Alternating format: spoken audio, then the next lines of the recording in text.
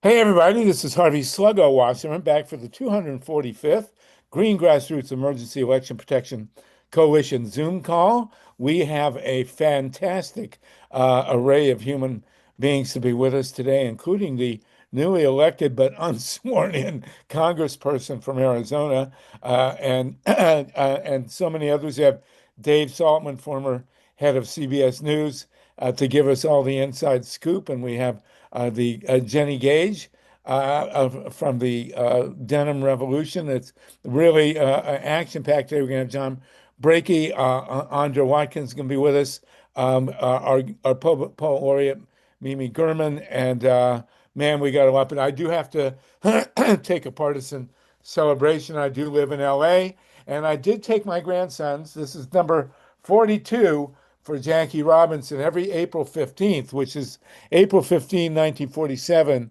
is when the first black man played in a Major League Baseball game. It was Jackie Robinson at Ebbets Field, and now at Dodger Stadium in LA, they celebrate. And this past year, I took my grandsons and my son-in-law and my daughter to Dodger Stadium. We actually saw Shohei steal a base, and we are just coming off probably as great a World Series as there has ever been.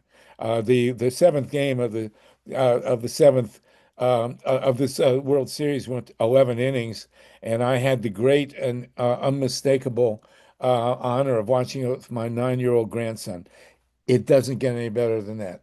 So thank you, Dodgers. And also, as a graduate of the University of Michigan, I get to, along with Dave Saltman, we both get to say "Go Blue" with a double entendre for the Dodgers. So there we go. So is the Congresswoman with us yet, Mike? She is Yes. joining us right now. Well, we're not going to take any of her time beyond Mimi Gurman. We will be wait with bated breath for your wonderful poem, but we do want to start with the Congresswoman Mike Hersh. Can you kindly introduce our guest of honor? Absolutely. It is my honor and privilege to welcome the newly elected and still yet to be seated Congresswoman Adelita Grijalva.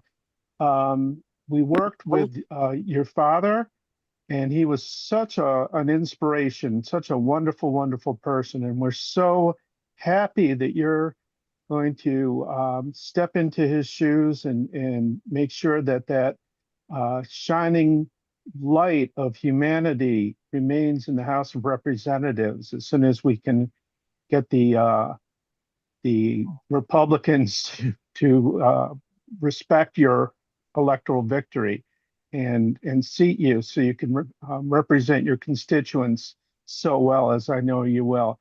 And I don't want to take up any more time. So just welcome and thank you so much for joining us. We're so happy to have you. Thank you. I'm so excited to be here. Thank you all for having me. So, do you want me to give you an update as to where we are now? Yes, and Yep. you should know we have 48 people on the Zoom with us. We're Amazing. also on YouTube. We are live streamed, and we're re-recorded for the Pacifica Radio Network and for the Progressive Radio Network. So you have quite an audience, and we're Oh, thrilled to that's have you with great. us. Thank you. So, I was elected on September 23rd, and today is day 41 that I have been waiting to be sworn in. This is actually a record. And so, the other person that was not sworn in a timely manner is Representative Jimmy Gomez, but that was because he requested a later swearing in because he was still doing some work, getting some stuff done at the legislative level in California. So the most recent person, their wait was 35 days. So I'm 41 days. But for having a speaker obstruct you getting sworn in, we broke that record a while ago. So we are still waiting. There is no update. I have never had a communication from Speaker Johnson about getting sworn in, about scheduling a time. I know that that was something he did with two Republican members that were sworn in on a special during a pro forma session. And so, here we are. We are still waiting. And basically, What this means is 812,000 people here in Arizona CD7 do not have a member of Congress representing them. I have no offices in district. And, it's very anti-democratic what is happening here. And also, I think just what Speaker Johnson is doing is highlighting how unethical and dysfunctional this administration is in really just obstructing a person that was sworn in by almost 70% of the vote. I mean, this is in the middle, we're in the middle, should be in the middle of budget negotiations. So Arizona can't afford to be sidelined during these debates that impact working families, small businesses, their livelihood. It's a harm to constituents, and I am very frustrated about this. In the beginning, I thought, well, there must be a more reasonable, like more, something else that makes sense about why I'm being obstructed from getting sworn in. But every day that passes, more and more, there's only really one reason that I would be the 218 signer to the Epstein files, and this administration is going to do all they can to keep those locked up. It's Slugga, real quick. I'd like to ask Jenny Gage to say hello. She's a constituent of the Congresswoman's. Please. Yes, Okay. Congressman, we have at least one of your constituents and probably more, but she is in your district. And Jenny, we won't ask how you voted, but you can tell us if you want.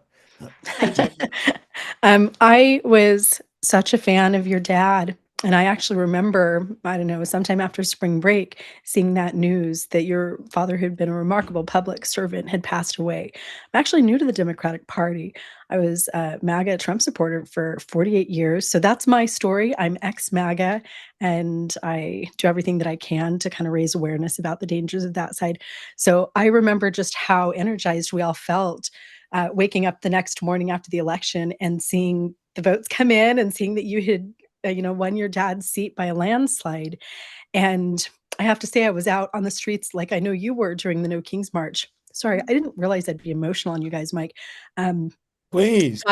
Talking to people, though, like I know a lot of people across the country feel kind of disenfranchised right now, like we've been hostilely taken over by this government that we didn't know could exist under the Constitution. But we as Tucsonians feel that in a way that I think is much more potent than most people. I personally feel disenfranchised that you, Congresswoman-elect, have not been sworn in yet. And I know I heard that from a lot of people on the street during the No Kings March. So we're kind of taking it to heart more than I think a lot of other Americans are. What happened to the government by the people, for the people. Yeah. Yep. Well, and also, Congresswoman, you should know that Jenny has an organization. Can you tell us about your organization, Jenny? My nonprofit, my Denim Revolution, I have a couple of organizations. I have a small nonprofit where I work with homeless people. So I just support a few unhoused young men at a time. And so I'm on the streets kind of working with people in Tucson. And I also had, Mike, is this what you're talking about, my Denim Revolution? Yeah. Okay. I'm also a rebel. We're trying to hold the government accountable.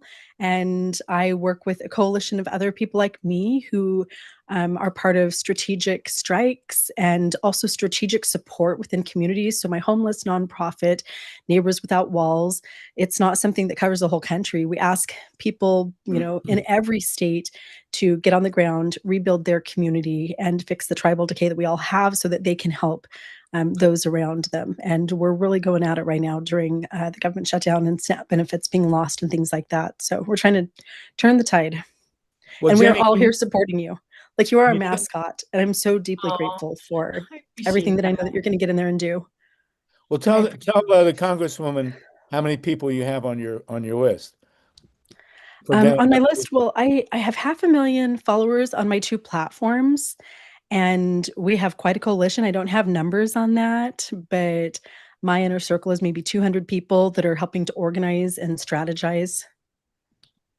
So Jenny comes with a whole a boatload of people along with her and has an amazing story. I'm surprised you haven't met before, but now you will. Yes.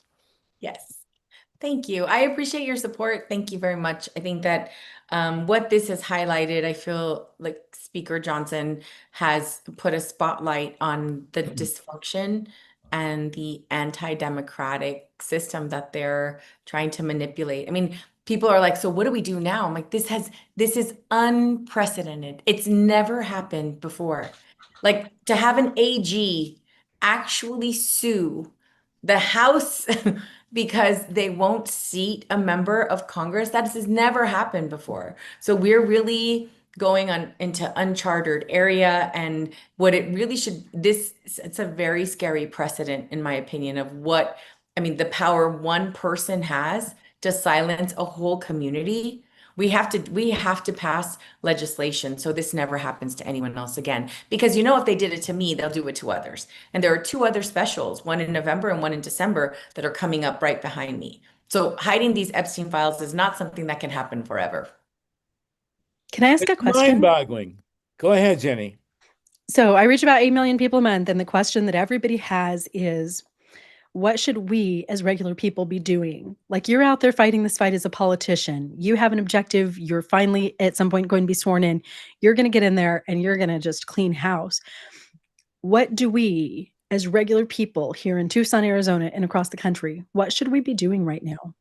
I think really looking at who is representing us effectively. And we have a lot of people in Arizona. I mean, the minority are Democrats in office. And so I think that it's really not a party issue, in my opinion. It's like, are they pushing policies that work for you?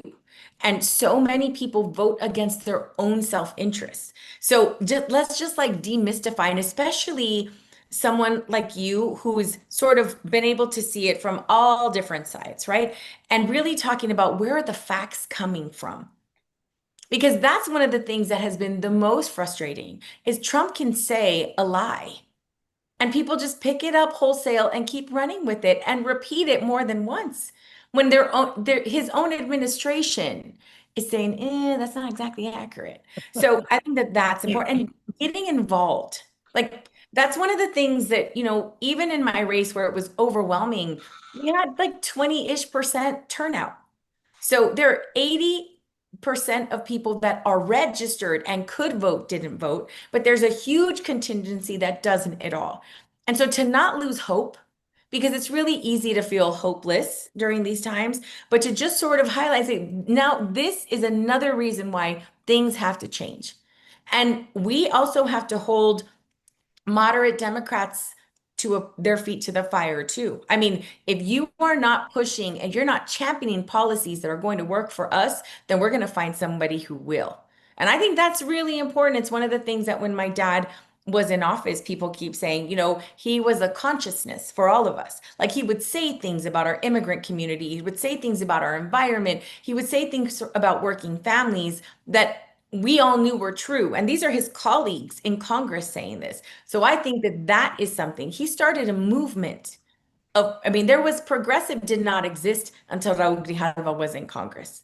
Then him and Keith, that representative, then Keith Ellison started the progressive caucus in the House.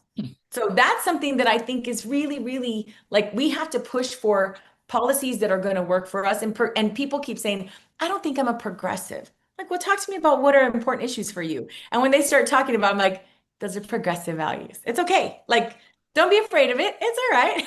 We can get through this together. Well, one of the founders of these calls was Joel Siegel, and he just worshipped your dad. He just said he was absolutely the greatest. Joel really wrote the Affordable Care Act, and he said it couldn't have happened without your dad. So Thanks. this is really we're in rare territory here. Anybody wants to jump in? Don't miss this opportunity. And I'm going to suggest Jenny and Congresswoman, that the two of you name a restaurant and meet. You're Right? probably within a mile or two of each other, right? So We It's have on so me, and I'd be happy to support you we in have any way that I so many possibly good can. restaurants here in Tucson. Yes, go absolutely. go go meet the Congresswoman, Jenny. Pick a restaurant to have. The other thing I was going to say to Jenny when she said, what else can we do? It's like, get involved, really get involved. Run for office, support other people running for office, hold people accountable, go meet with your representatives and tell them. And then in my specific case, just blow up Speaker Johnson's phone. Like, I'm morbidly curious about how many people have actually reached out to him, because, people tell me, well, I'm calling him every day, more than once. So I'm like, all right, well, I just think that reminding him that Arizona is not going to sit idly by, and we're going to demand the representation that we deserve. Yeah, And then when I'm in office, you hold me accountable. Yeah. And pay attention to those understand- midterm elections, and special elections that are coming up. This is a big thing that I've been talking about with my crew. I volunteer for a campaign for Senator Chris Volpe, who's running for JD Vance's vacated Senate seat. He's in Ohio. I'm here in Tucson. Yeah. But his seat in the Senate matters to me. So I've been encouraging my audience, get involved, reach out to your representatives. I love calling Senator Mike Johnson's phone every day. Let's all do that. My followers who rewatch this, I want 10 calls a day going to his phone, and get to know the people in neighboring states, because every state in this country is going to impact you. Yes, absolutely. Well, don't think this has gone unnoticed, Congresswoman. I mean, everybody in the country knows who you are. I have people in England and Australia. Yes, you're a global figure now. I mean, I don't think they're he obsessed played with you.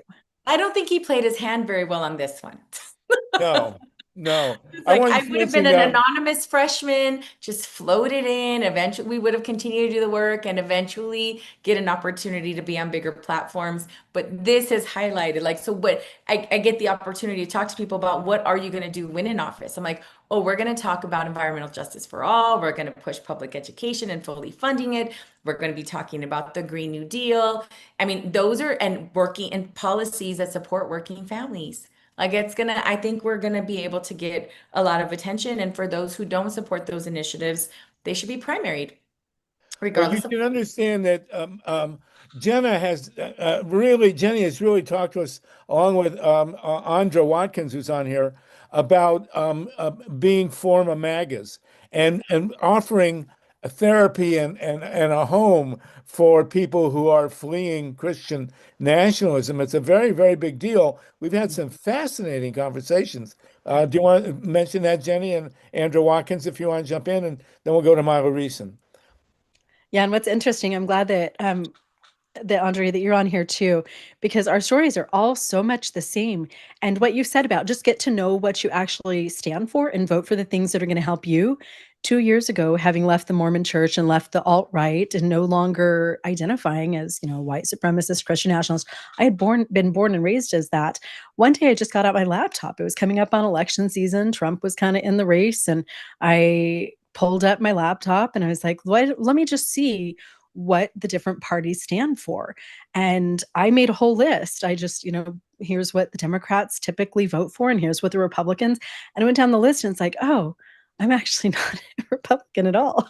And Donald Trump isn't voting for any of this stuff. Like, he's not going to support anything that I actually need. And it was that fact-finding mission and digging into what was going on that, like, I just couldn't argue it. So I switched over to the Democratic side. And I hear from thousands of people, in the past several years, who've also left MAGA and left the alt-right. And it's kind of beautiful to see that there are people who are trying to just really dig deep and see what matters to Americans and to them. So, wow, what a great connection to make here. Like I say, you two should pick an IHOP or something in the neighborhood and go meet. Oh, I can do better than that. Okay, whatever. We have to eat a local Tucson, Yes. Okay, we'll pick a restaurant. Go ahead, name the restaurant. I'll fly out and join you. Well, the real question that everybody asks in Tucson is what color salsa, green or red? Green. So that's the big issue. But It depends on the restaurant. It really does. Some of them have some amazing, green salsa, but for the most part, I lean to red. And which one has steam coming out your ears?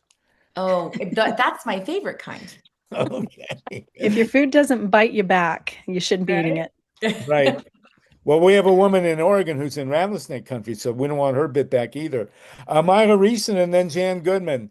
We're really honored to have you, Congresswoman, and this is great. I mean, and you do not underestimate Jenny. She is really a powerhouse, as is Andrew Watkins, and so is Myla Reeson, who's about to hit you with a nuclear thing, I think. Go ahead. No, I would like to know, well, first of all, I've got two questions. One, we've been hearing that that Johnson has the power to keep Congress shut through Christmas and not even open Congress until the first of the year. So I'd like your thoughts on that. But let me also ask you, once you are seated, because we know you will be seated, what committees are you hoping to serve on? And how would a Green New Deal impact the district that you represent? So I'll do the last one first. Ecotourism is incredibly important in Arizona and one of the main drivers for our economy. And so protecting our environment is really important. So that's one.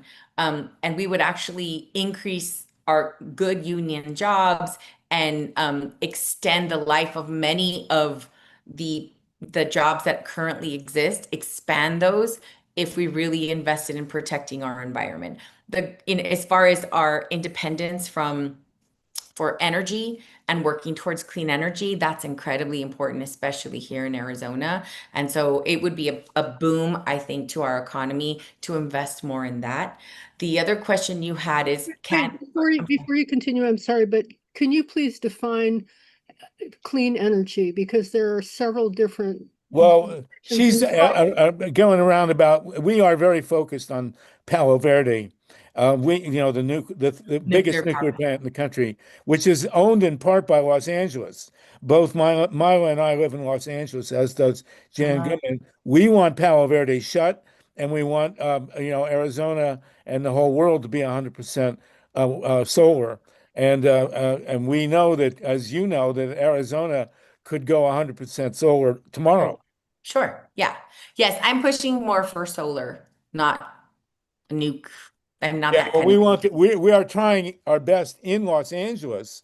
I pay my rates to the LADWP. Hey, They Sluggo, a part owner of Palo Verde. So just wanted to let you know about that. But please Well, I go ahead know. and proceed. So I'm happy to continue to chat, and if we want to set up a meeting specifically to talk about energy issues, I'm happy to do that. Yeah, we'll do that. But I go see a ahead, couple Jen. hands, and so I just don't want to, I want to be mindful of that. Absolutely. The other question that you had was, can Speaker Johnson continue to do this where he sends everyone, used to keep working in district and do a bunch of pro forma sessions? I guess he can. I mean, I think he's getting a lot of pressure from Republicans and people in his own party, both senators and representatives. Like, we got to get to work. I mean, these shutdowns are going to impact everybody. And then I'm sorry, there was one other question that I don't know that I fully answered. which committees you wanted to be Oh, on? which committees? Thank you. I asked for education and workforce and natural resources, and I believe I'm going to get one of those. And so I was asked which one I would prefer, and I asked for education and workforce, being 20 years on a school board, and I value public education. I think we need champions that are working specifically in that area. But then oversight, I believe I'm going to be on oversight. Oh, good. So those will be two. And then eventually I would like to natural resources has a special place in my heart for sure. How about the committee on impeaching the president? Yeah, I don't know that we have a committee for that yet. Perhaps Well, oversight can start that process. the sooner the better. Thank you, ma'am. Can you just update us on the litigation? Oh, we don't, so all I know, it's been assigned to a judge, and I don't have any updates after that. I haven't heard anything. I know that I believe that we were going to try to push for an injunction if memory serves, but I haven't had an update from the AG yet. And So it's, Sluggo, I wanted to bookmark that we wanted to get to Andra, and I think we skipped Yes, over her well, conversation. Jan Goodman and then Andrew Watkins. But go ahead, Jan. Jan's in Los Angeles also, by the way. Yes, and just truth in advertising here, both um, Myla Reason and Harvey Sluggo, Wasserman and I are on the national board of Pacifica Radio, which is listener-sponsored radio all excellent. over the Excellent. country. So I actually have a question that I would like to, while we're here, to take this opportunity to ask Jenny and Andra, because I think it impacts how we can Hey, support everybody. And that is, Jan, Go ahead. can we hold off on that while we have the Congresswoman? Let's be mindful of No, her this is time. for her. Go ahead. yeah, because I think that we want to move people from the MAGA tent to the non-MAGA tent. And if we want to do this later, it's fine. But Jenny, you said you did this investigation about the Democratic and the Republican Party after you left the alt-right. So what I am curious, because we all want to move people, what was it that motivated you to leave, to think that you wanted to leave the alt-right and leave MAGA, etc. And Andra, maybe I don't know if this is appropriate for you, but for sure, Jenny, you skipped that little section, Right. and Well, it's and critical. and for the Congresswoman, you obviously have quite a few alt-right people in your district. Maybe these two women can help you move them ahead. As the campaigns started getting along and I was participating in some of the MAGA things, just watching rallies and watching my Fox News and everything, I had already deconstructed my religion, deconstructed everything, and was really not congruous with the message anymore. And it was just watching President Trump.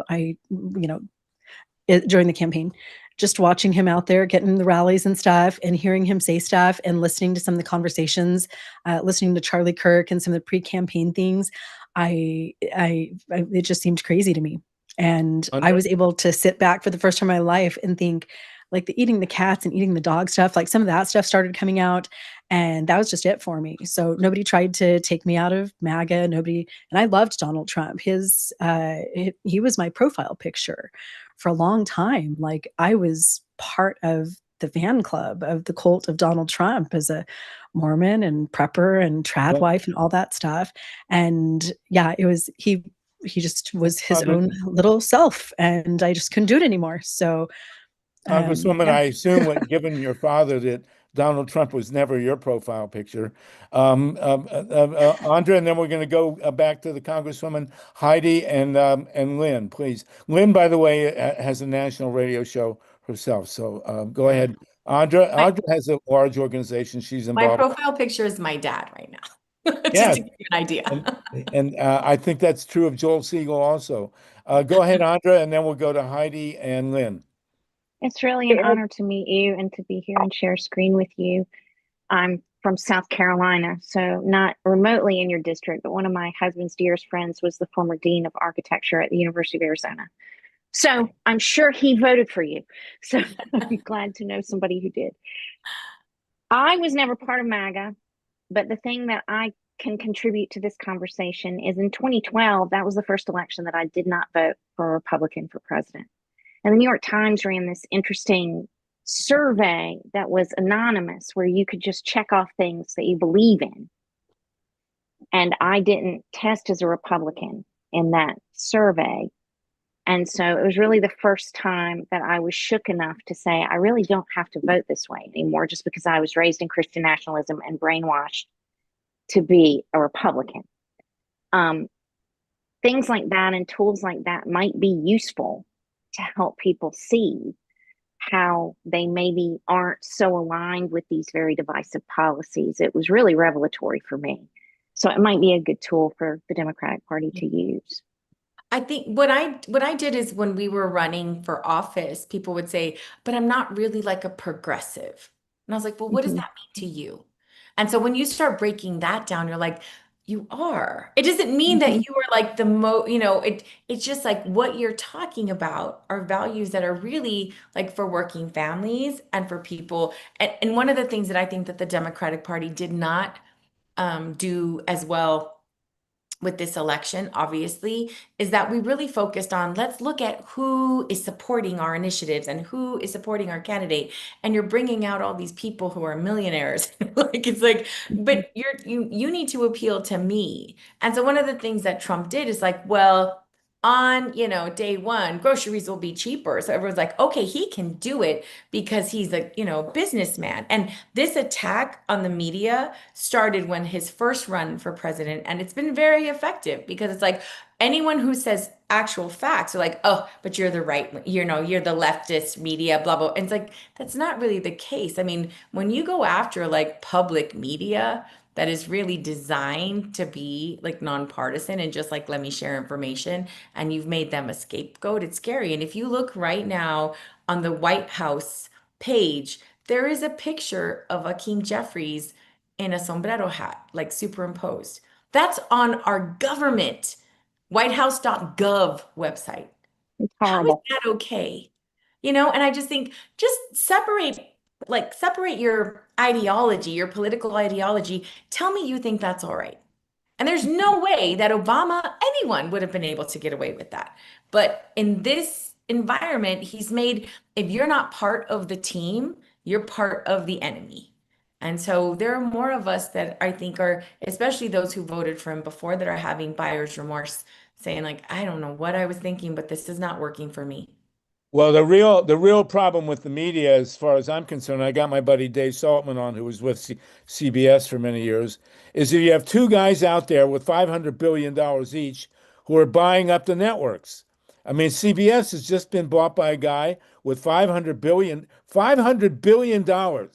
One guy has $500 billion, and he's bought the flagship media, the media flagship of American democracy, and he's Yeah. turning it into a right wing, whatever. And Elon Musk, I'm 100% certain, bought the last election. The 2024 election was not stolen; it was bought and paid for, with a check from Elon Musk. So that's what we're looking at. Heidi Vertailler, and then Lynn. And Lynn Feinerman, if you want to jump in with your radio show, please do. Heidi, go ahead, please. Let's keep it straight for the Congresswoman. This is a great honor for us, by the way. I mean, it's really great to have you, and you have a great career ahead of you there. There is no doubt, and we can all thank Speaker Johnson for the tremendous boost that he's given you. I'm sure you'll make the most of it. Heidi, go ahead. Thank you so much. It's such an honor to be on the call with you today because I saw you on C-SPAN for that press conference, and you were so nice and eloquent and forcible. Um, and I wanted to know, what can we do as Democrats? I'm a member of a local Democratic committee, and I'm wondering what we can do locally for you to help our local representatives, to help them put some pressure on their representatives to help to get this whole thing over with somehow for you. And even if the government isn't shut down, is shut down, can we Yeah. get you in there anyway? Because I mean, haven't other people been let in before you? Did that? Yeah, there was a whole freshman class in 2019 that were sworn in during a shutdown. But just to be clear, I was elected before the shutdown. So there were 5 days there that I could have been easily sworn in. I think that what would be very helpful and powerful is, if you have organizations, if you have the statewide that want to sign a letter and say this is undemocratic. I mean, free and fair elections are part of the foundation of our democracy, and what Speaker Johnson is doing is just sort of, being flippant about, I don't have to do it that way. And that's literally his job. So I've had organizations that are specifically supporting Latina women sign, as 40 different organizations sign a letter, had mayors from Arizona CD7 sign a letter, and people are just continuing to do that, continuing to call. I would say locally, make sure that the people that are representing you are pushing an agenda that works for working families. And if they're not, then let's look for other people. Because one of the things that is not helping our cause is having people that are moderate Like they're not pushing agendas. They're sort of like voting the right way most of the time, not really pushing any real issues, and actually sometimes voting against our interests. Like that is something that we have to continue to push because part of the problem right now is that we have some people that are very comfortable. So we have a lot of politicians in office, not a lot of public servants. We need more public servants. Wow, that's a So great I think distinction. that we just need to push that. You know, I want to thank Speaker Johnson for elevating you to a national position. There aren't, there are a lot of Democrats in the world. There aren't a lot of Democrats with your, there's a Yiddish term, seichel, well, wisdom and understanding. I'm sure it didn't hurt that your father was such a great congressman, but it's really great to see you. This is revelatory. Lynn, and then from Southern Cal, and then Erica, and then Vina. First, I need to tell you, I am not Lynn Feinerman Oh yeah, I with the know. Okay, go radio ahead. show. All right, go ahead. Just to clarify, very We'll get important her to on. her. We'll get her on. We have a lot of people Um, with radio shows, Congresswoman. So it's great. Yeah, go ahead, Lynn. First, thank you for being here, Representative Grijalva, and for the grace and composure that you demonstrate as an example of the adult in the room, which I wish more of the other, characters in this drama would be like. Anyway, and feel free to comment or not on this question. I am focused on December 2nd, that special election in Tennessee 7. The seat's been vacant since July, and it's about to be filled. If it's won, my dream is that it is won by Afton Bain, the Democrat, who's, in a R+10 district. That would be a miracle, and I'd be happy. But in case it's won by the Republican who's running, Van Epps, if he is successful, what do you think the impact will be on his status, your status? Will it pressure the speaker to swear him in or not? That's just what's on my mind. If you want to comment, feel free. If not, Yeah. Oh, no, I think he's going to have a lot of pressure. We have another special in November. So he has to swear me in. And if he doesn't, and they actually have legislative votes, then my legal case gets that much stronger. So no, he absolutely has to. And whether it's a Democrat or Republican, he should swear in. And he's going to look very hypocritical, I have to say, because I cannot imagine that that Democrat on December 3rd, I mean, that Republican, if there's a Republican there on December 3rd, is sworn in under 24 hours. How's he going to explain that? Right? I guys, mean, it is very, I mean, that's part of the problem here is that you're continue to be a hypocrite about what you have already done as a speaker. And so regardless of party, on December 3rd in a special, somebody should be sworn in representing Tennessee 7. well, it would be really interesting to hear him come up with an excuse for swearing in that guy, but not Yes. you. They I also scheduled an want appointment. That was one of the that ones. would They that would scheduled be an truly appointment. He brought amazing. in their family. I said, I have really cute kids. We can come. Well, I'll listen, pick them it up. occurred to me, Jan Goodman is in Marina Del Rey, and she is one of the great mavens of gatherings, political gatherings from people all over the country. It would take an hour to list the great people she's had in her living room. So we want to set up for you to come out to LA. It would be great, and I'll just give you a secret. She also has a great hot tub. So it's LA. So Erica, did you want to say something? Yeah, I wanted to take this opportunity to ask the Congresswoman, like, what's her biggest message for people with disabilities in Arizona right now? Because I am one, even though I'm not in her district. Yeah. I worked for a nonprofit for 26 years called Pima Wow. Prevention Partnership. And one of the programs was like specifically for people with disabilities and really ensuring that there are many opportunities to contribute and participate. And so, setting up federal systems that support people being involved and contributing how they can, when they can, is super important. And also it's good for our entire community. Because people with disabilities are people. And we have to be able, it's just like for every other every other community group that feels like they're underrepresented, people with disabilities in especially in workplaces and education, there are reasons why, you know, when these attacks of DEI, it's attacking people with disabilities. Because diversity, equity, and inclusion policies include people with disabilities. It's the reason why we have ramps. It's the reason why we have different ways in order for people to get information. That's all inclusive in that. So these attacks are not just about the color of someone's skin. It's about different abilities and how they're able to contribute. And so I think it's very important for us to increase federal funding for access for so many people, including people with disabilities.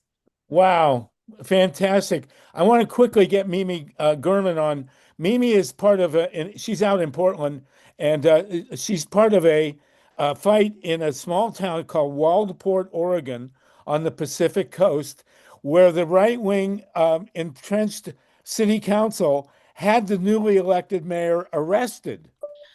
Now, that hasn't happened to you yet. We'll give it time. But Mimi, do you want to give a minute to the congresswoman and tell her what's going on in Waldport, Oregon?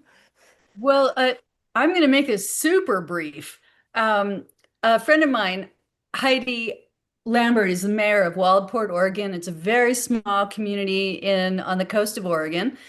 And she wasn't planning on running for mayor, but she was asked to by the community, and she won by a landslide. But the city council didn't want Heidi to be the mayor because they were a primarily MAGA group of people, and not even primarily. And so right away, they had her arrested from They city had her council. arrested. This is the duly elected mayor of an American town. This is not some, They made up a charge, and the sheriff arrested her. The attorney general dropped the charges. The district attorney dropped the charges, and saying they were unfounded. And it's an ongoing fight.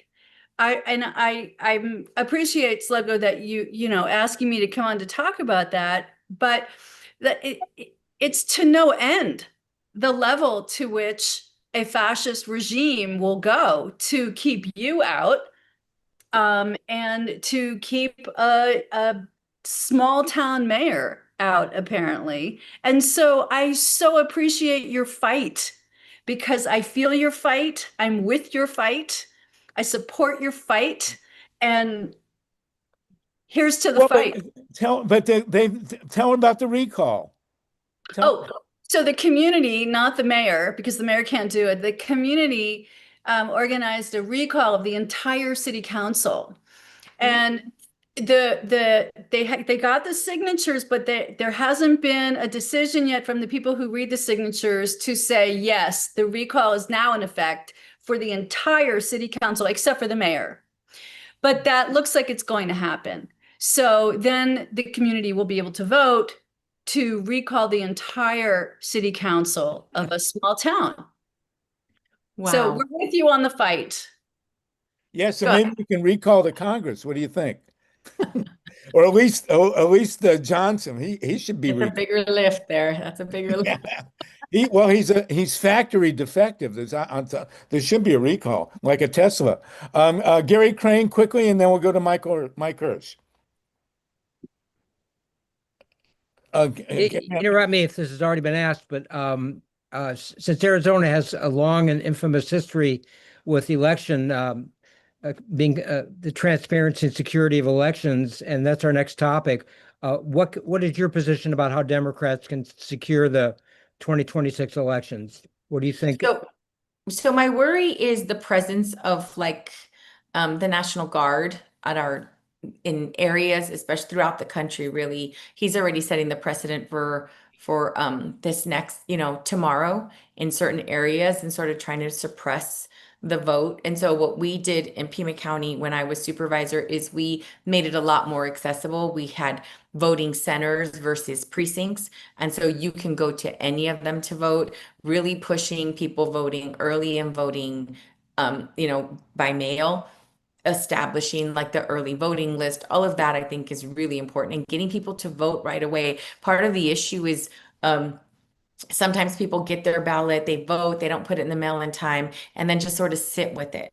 And after that, on election day, every single one of those ballots that goes in isn't necessarily counted that day. So, really just encouraging people to vote. I mean, we have so many tough races that were the margin of like how these elections were successful are so small that I think that when we talk about how every vote really counts, it's good to talk about those stories and also push people to run for their school boards, for local races. I mean, that is one of the ways that more conservative people got infiltrated into our public school systems is by being on those boards and really influencing the youngest, most vulnerable of all of us, our children's education.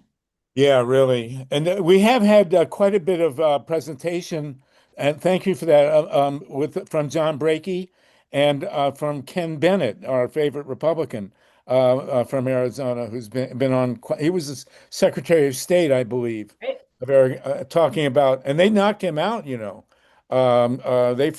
pushed Ken Bennett out with a $500,000 for a state Senate seat, I believe it was. It's mind-boggling. So we're well aware of a certain aspect of what's going on in Arizona. We Mike, have back to you, Mike Hirsch. we have John Brakey on the way. Go ahead, Mike, and then we have Vina Cola. Thank you. Thanks Mike, so much. I just want to point out that there's a theme emerging. What we have is the Trump movement, I think, represents unwarranted, unearned white male privilege. And the idea that white men are entitled to bully and deprive other people of their basic human rights and tell them what to do and put them in their place.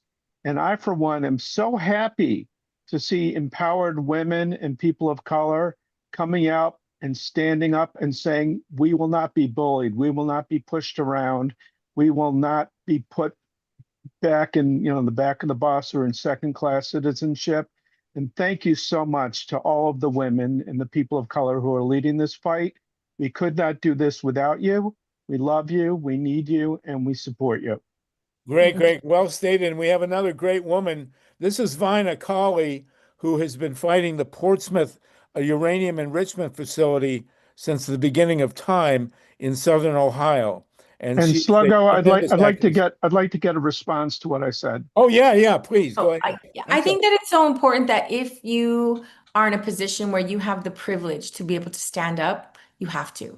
Because there's so many people. I mentioned it at the No Kings. There are people that went to No Kings protests afraid that ICE was going to come looking for them. They were going to have people targeting them, and they showed up because they had to. So for those of us that don't have to worry about those things, that we have to elevate our voices as often, as loud as we can.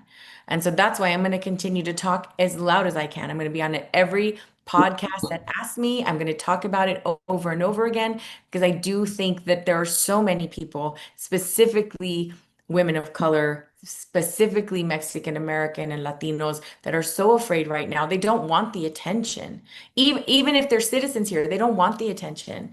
So for me, I'm just like, I'm going to take it as often as I can and encourage everybody else that I know to stand up and use their voice, their platform of any kind to defend people who cannot do that right now. Fantastic. Vina Colley, is there more? I don't want to interrupt. I just want to say too, I feel that responsibility every day. And this is my full-time job. I'm full-time pushing against MAGA and shedding light on the movement that I came from. And I do it at great expense to myself. I don't think that ICE is probably going to come drag me out of my house, but I've lost my entire family. I've lost friends. 2 weeks ago, I filed 2 different death threat reports. I get some scary stuff that happens in my life. But every time I turn on my camera and post a video, I feel the weight of all of those other women and minorities and people who they aren't the rich white billionaires at the top, right? They're not the ones in power. They're not the ones that have that status. I feel the weight of the women who don't have a microphone, of the women who, for whatever reason, can't speak up. I'm carrying their stories out into the world. And that's my primary thought every time I speak up. Fantastic. Vina Colley, are you still with us? Yeah, I'd like to say I am. Vina is a tremendous hero in the environmental movement. She's in Southern Ohio, working against the most the biggest uranium enrichment facility in the world. Go ahead, Vina. I just want to say I'm so grateful to be on the same call. I've been following the Congresswoman and the ridiculous Speaker of the House, Johnson. I'm very proud that she's standing up to him and this Congress. And sometime when you have enough time, I'd like to talk to you about how they're pushing what they're calling clean energy when it's small modular reactors, and it's not any cleaner than what we've been doing for 70 years here at Piketon. And we have the highest cancer rate in the nation, and we're 107% above childhood cancer here in Piketon, and we need some help. And I really appreciate what you're doing, and I think he's treated you terribly, terribly bad. I appreciate that. And I want to thank you for all you're doing. Thank you so much. And I appreciate your support, and I welcome that conversation. I think it's great. Wonderful. Yeah, Vina is truly an amazing hero. And we got another hero from your own state here, John Brakey. I'm sure you're no stranger to John Brakey and vice versa. John just won a court case in Pima. Which county did you win, John? In Pima County. It was about Santa Cruz County. But I would like to say to the Congress lady, thank you for representing. Thank you for getting out there, sharing your important voice. Your father was a great man and a friend, and we're very proud to know that you're carrying on his legacy.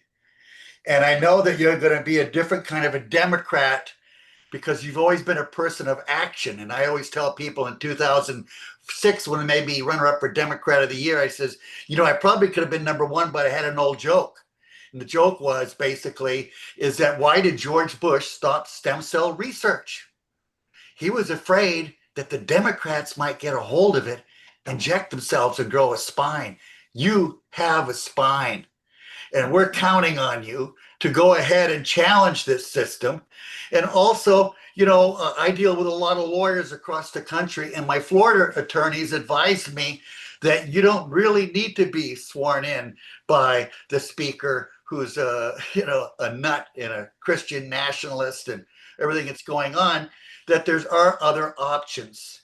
So anyway, I've talked enough. Thank you so much for representing me. Thank you. I appreciate that. I do want to say that, yes, other people can swear me in, but it still requires action by Congress, like by the House. And so I'll give you an example. Debbie Wasserman Schultz, representative, swore in a congressperson-elect at their bedside. Like they weren't physically able to get to DC. But then Speaker Pelosi gave like authority for her to do that. So there still has to be some action. So a notary could do it, another member of Congress could do it, but he still has to say that's the case. And so that's what's been most frustrating, because I think people read through the law and they're like, oh, it doesn't have to be him, but there still has to be some action. And who controls when Congress takes action right now in the House is Speaker Johnson. Well, when Marjorie Taylor Greene steps forward to swear you in, then we'll know that the world has changed. You never know. Stranger things have happened. You know, right? I am currently living in the twilight zone already. So, you know, okay. Things can happen, I suppose. Well, just walk across town and have John swear you in, or have Ken Bennett swear you in, then you have a Republican. You know, Ken Bennett Wood, I want you to know, I work very closely. He's the chair of our group. We're working all over the country. We just had a big victory in Florida, the 7th largest county in the United States. Miami-Dade. Yeah, Miami-Dade, and the largest in Florida, has now decided that they are going to preserve ballot images and they're going to publicly release them with the cast vote record database. This would make elections there transparent, trackable, publicly verifiable. And they're smart enough how to design a ballot that it doesn't expose anybody. This is the original home of the butterfly ballot. So we've made some progress. We made some progress here. Well, you know, 4 of my lawyers were part of that whole episode back 20 years ago. In fact, Chris Sauter wrote the book on recounts. Right. And you should Name know, one of the lawyers that is advising that there may be other ways to approach this. You should know, Congresswoman, that this guy, John Brakey, is a genuine seminal founding hero in the election protection movement. Nobody knows more about it than he does, and he has really, really made history with his work. So you should understand who he is, because he's incredibly important to our movement here to protect elections, and has really changed the whole nature of the dialogue, especially when it comes to the ballot imaging. Huge, huge deal. Steve Caruso, and then Donald Smith, and then Lynn Finerman. Lynn, Congresswoman, has a national radio show. Go ahead, Steve. Yeah, if you could just get some of your compatriots that feel the same about the files, to help you get in there. I don't know if you can talk to them, or maybe you have been. I'm sure you're doing everything you can. Thank you for what you're doing. Right. Well, you may soon hear from the pedophile formerly known as Prince Andrew, but who knows? Donald Smith, and then Lynn Finerman. Representative Grijalva, can you comment on why a majority of Hispanic men voted for Trump, according to Pew Research, as did a majority of the voting women, white women in America, and Hispanic men? And it maybe has something to do with sex, gender roles, or something like that. I think personally, I feel like more of them voted for somebody who was speaking about working families issues, like helping the economy, more than, I mean, I do think that there is some sexism there with, Harris, but, and, some racism maybe, but the bigger issue, the vast majority, I feel like we're going by the Democrats if they had messaging talking to people who were struggling economically, it didn't resonate in the same way. And I just feel that the Republicans sort of took the message really, I mean, you can put the finest point is like the cost of eggs. Now, nothing has gone down since this president has been in office, but that was one of the things that they were promised, like right away. And I don't know why, for someone who is a convicted felon, also has many, many, many people out there that he has, with all of his bankruptcies, that are holding the bag for him being able to continue to keep enriching himself. I don't know why people continue to believe him, but they have made billions with a B since they have been in office. And I mean, I just want us to think about what that would have been like if President Obama made cryptocurrency for himself, and Michelle did too, and they made billions before, like during this time. There's no way that we would have, as the American people, would have allowed that to happen. And how people just walk by him, and I think he's systematically desensitizing the American people. So every outrageous thing he says and does, people sort of like, well, he's done worse. And so that's where I feel like it's our responsibility, and we're incumbent to everyone to call it out every time we see it. It's not okay. This is not normal. It's not normal. Let's not normalize his behavior. Beautifully spoken. And I got to say that, as far as I'm concerned, the single person that's done the most in American history to destroy American democracy is John Roberts. Because we have Citizens United. They have normalized money in politics. And people who shake their head and wonder why we have Donald Trump, it's because Elon Musk has $500 billion and Ellison has $500 billion, and they can walk in and buy elections. And that's what's happening. It's simple. I mean, of course, the Democrats haven't had a great working class message and this and that, but it's all about the money. And when you take over Congress, the getting money out of politics. And I'm a historian. It dates to Alexander Hamilton.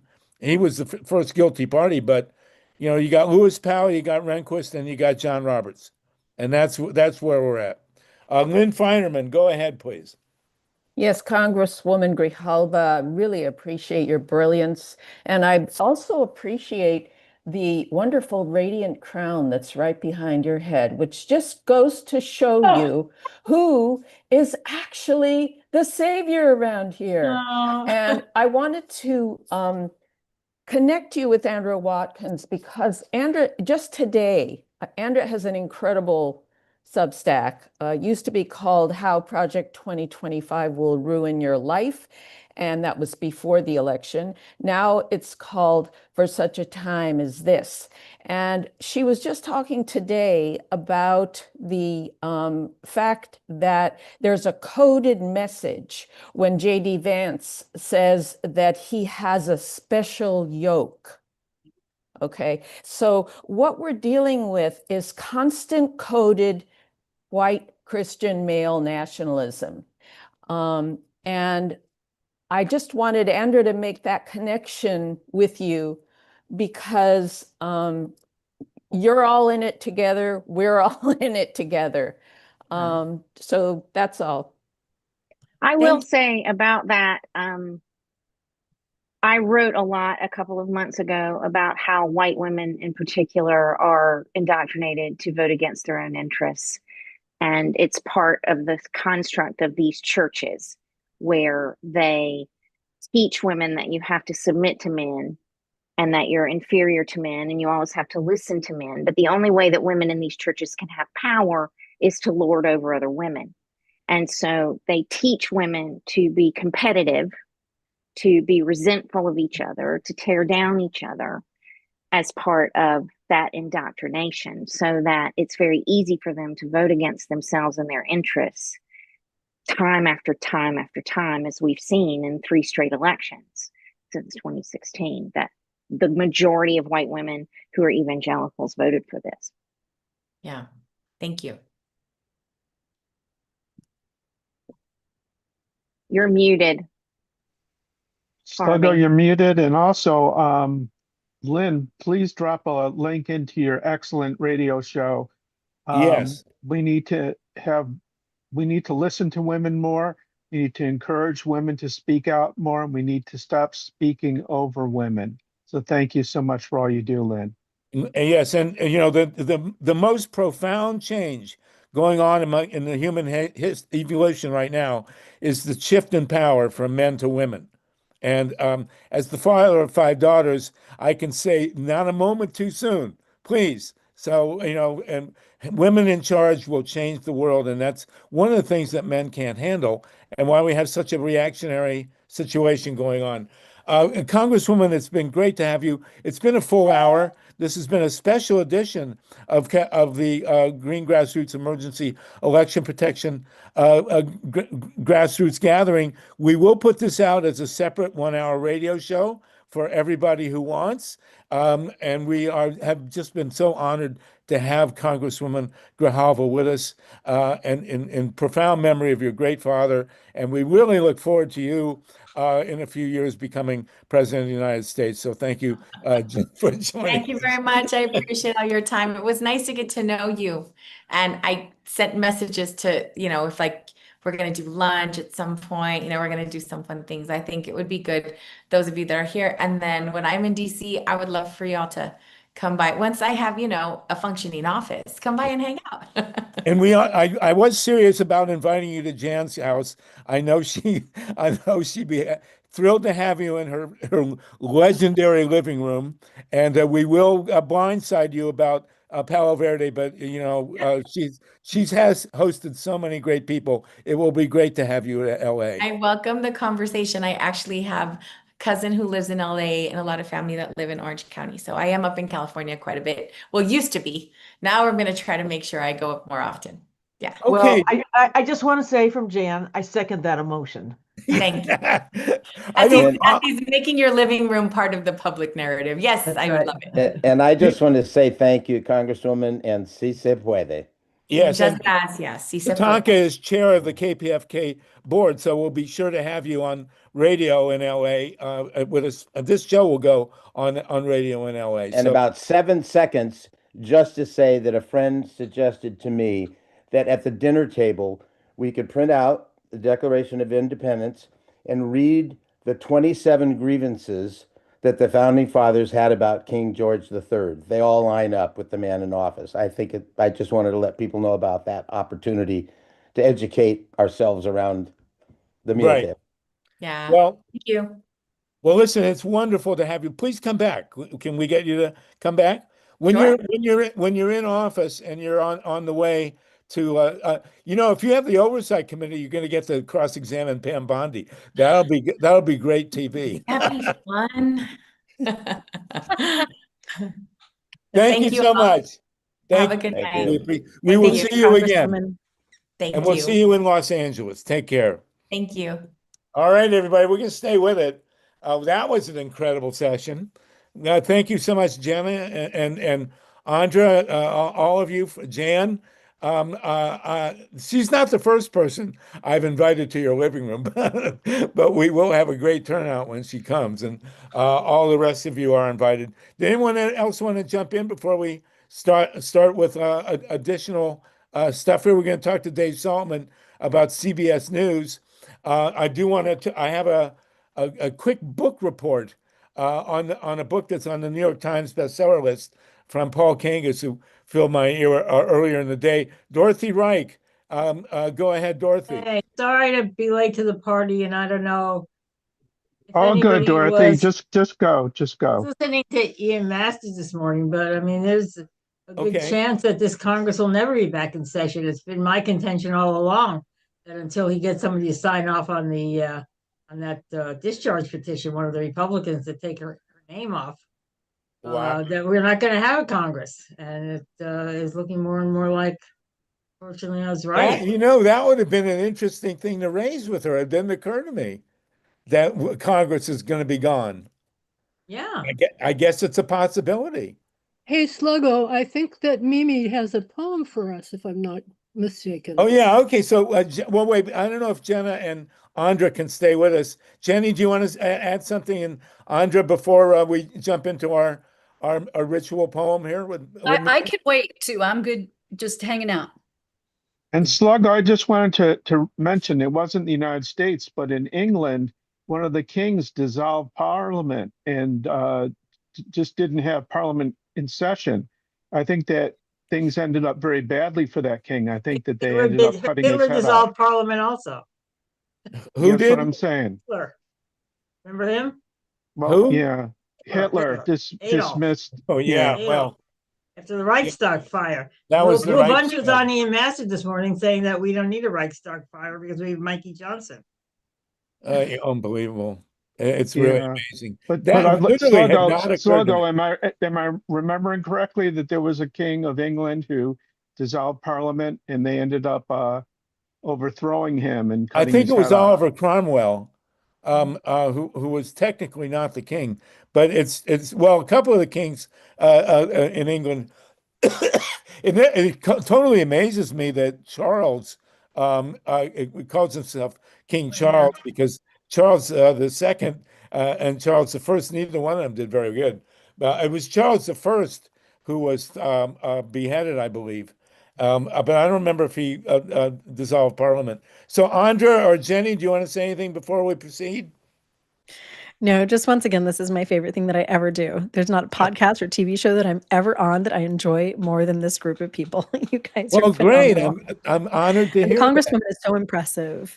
Like, I just can't wait for her to represent my hometown. Well, I kept trying to set you up for a date to meet in but you didn't mention a restaurant, so Well, They'll figure it out themselves. I'll You'll email figure it her. out, yeah. Yeah, I'll they send you don't guys want. pictures. I'll come back and report on it.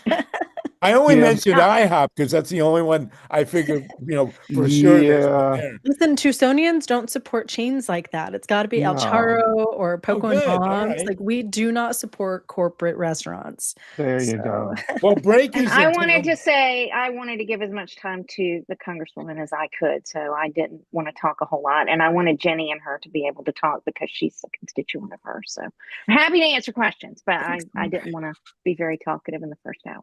All right. Well, when Jan has her out to the her place in Marina Del Rey, I'm going to personally invite you two to come too. Okay, and we'll give you a towel for the hot tub. Okay, Jan, you all right with that? All right. This was what a fantastic hour. That was really, really great. And we are going to put it out there. We'll package it as an hour. Lynn Feinerman, if you want to take it for your show, and we'll put it up on the portal at Pacifica. It'll go all over. Ruth Strauss, you got any medical advice? Yeah, I used to say I wanted to reprogram Dick Cheney's defibrillator, but now I think I've got to figure out what I want to do to Donald Trump. Anyway, wonderful to see Jan on. And the reason I'm butting in is Harvey, I wanted to at some point mention the Coastal Commission hearings. So whenever you want to fit that in, let me know. Can you do it in a minute? This is mostly for, oh, let's wait. Can we wait a bit? Because it's mostly for California. Absolutely. Actually, I just post it in wanted the to chat. remind you. We do have Coastal Commission hearings that are relevant to the nuke here in California, and we do have plenty of Californians on. So post it there, and when it's posted, I'll refer to it. I can't post it, but when you have time, just let me know, and I'll just do a quickie. Okay, that'd be great. Rose, is this Borsami Ong? Yes. Go ahead. Hi, this is Nicole. Yeah, go ahead. I came in late a little bit, and I don't know if anybody brought up the matter about Dominion machines being purchased by Scott Leondecker, the Trump loyalist. I was wondering if anybody here can give some opinion about what we can do to prevent. I want to do that. Let's do that next week. I want to get John Brakey with us. I don't know if John's still with us. John, do you know about Dominion being purchased by a Trump guy? Oh, certainly do. And okay, go ahead. Story. Well, you go ahead then, real quick, and then we'll proceed. I want to get to CBS, but we got a book report real quick. Go ahead. Well, basically, because Dominion made so much money with Fox TV, why stay in the business? It's a tough business. And the guy who bought it is, votes for Trump or whatever. He also runs, he's already in the industry, and he does poll books and things like that. But what he wants to do, I like. He wants to get rid of all of the ballot marking devices, and everything that Dominion puts out is going to be a hand-marked paper ballot. Well, that's wild. That's key. So this is Dominion voting machines. That gives us redundancy. These are the guys that sued Fox and won. And John, if you can give us more detail, give us a link or something, that's really, really interesting. Yeah, no, it really is. And so I'm neutral. I'm not saying, oh, this is good or bad or anything. But on the other hand, it's not like some billionaire walking in there. Hey, listen, we don't still know who owns ES&S. We don't know who owns one of the biggest voting machine companies. Yeah. But now we know who owns Dominion.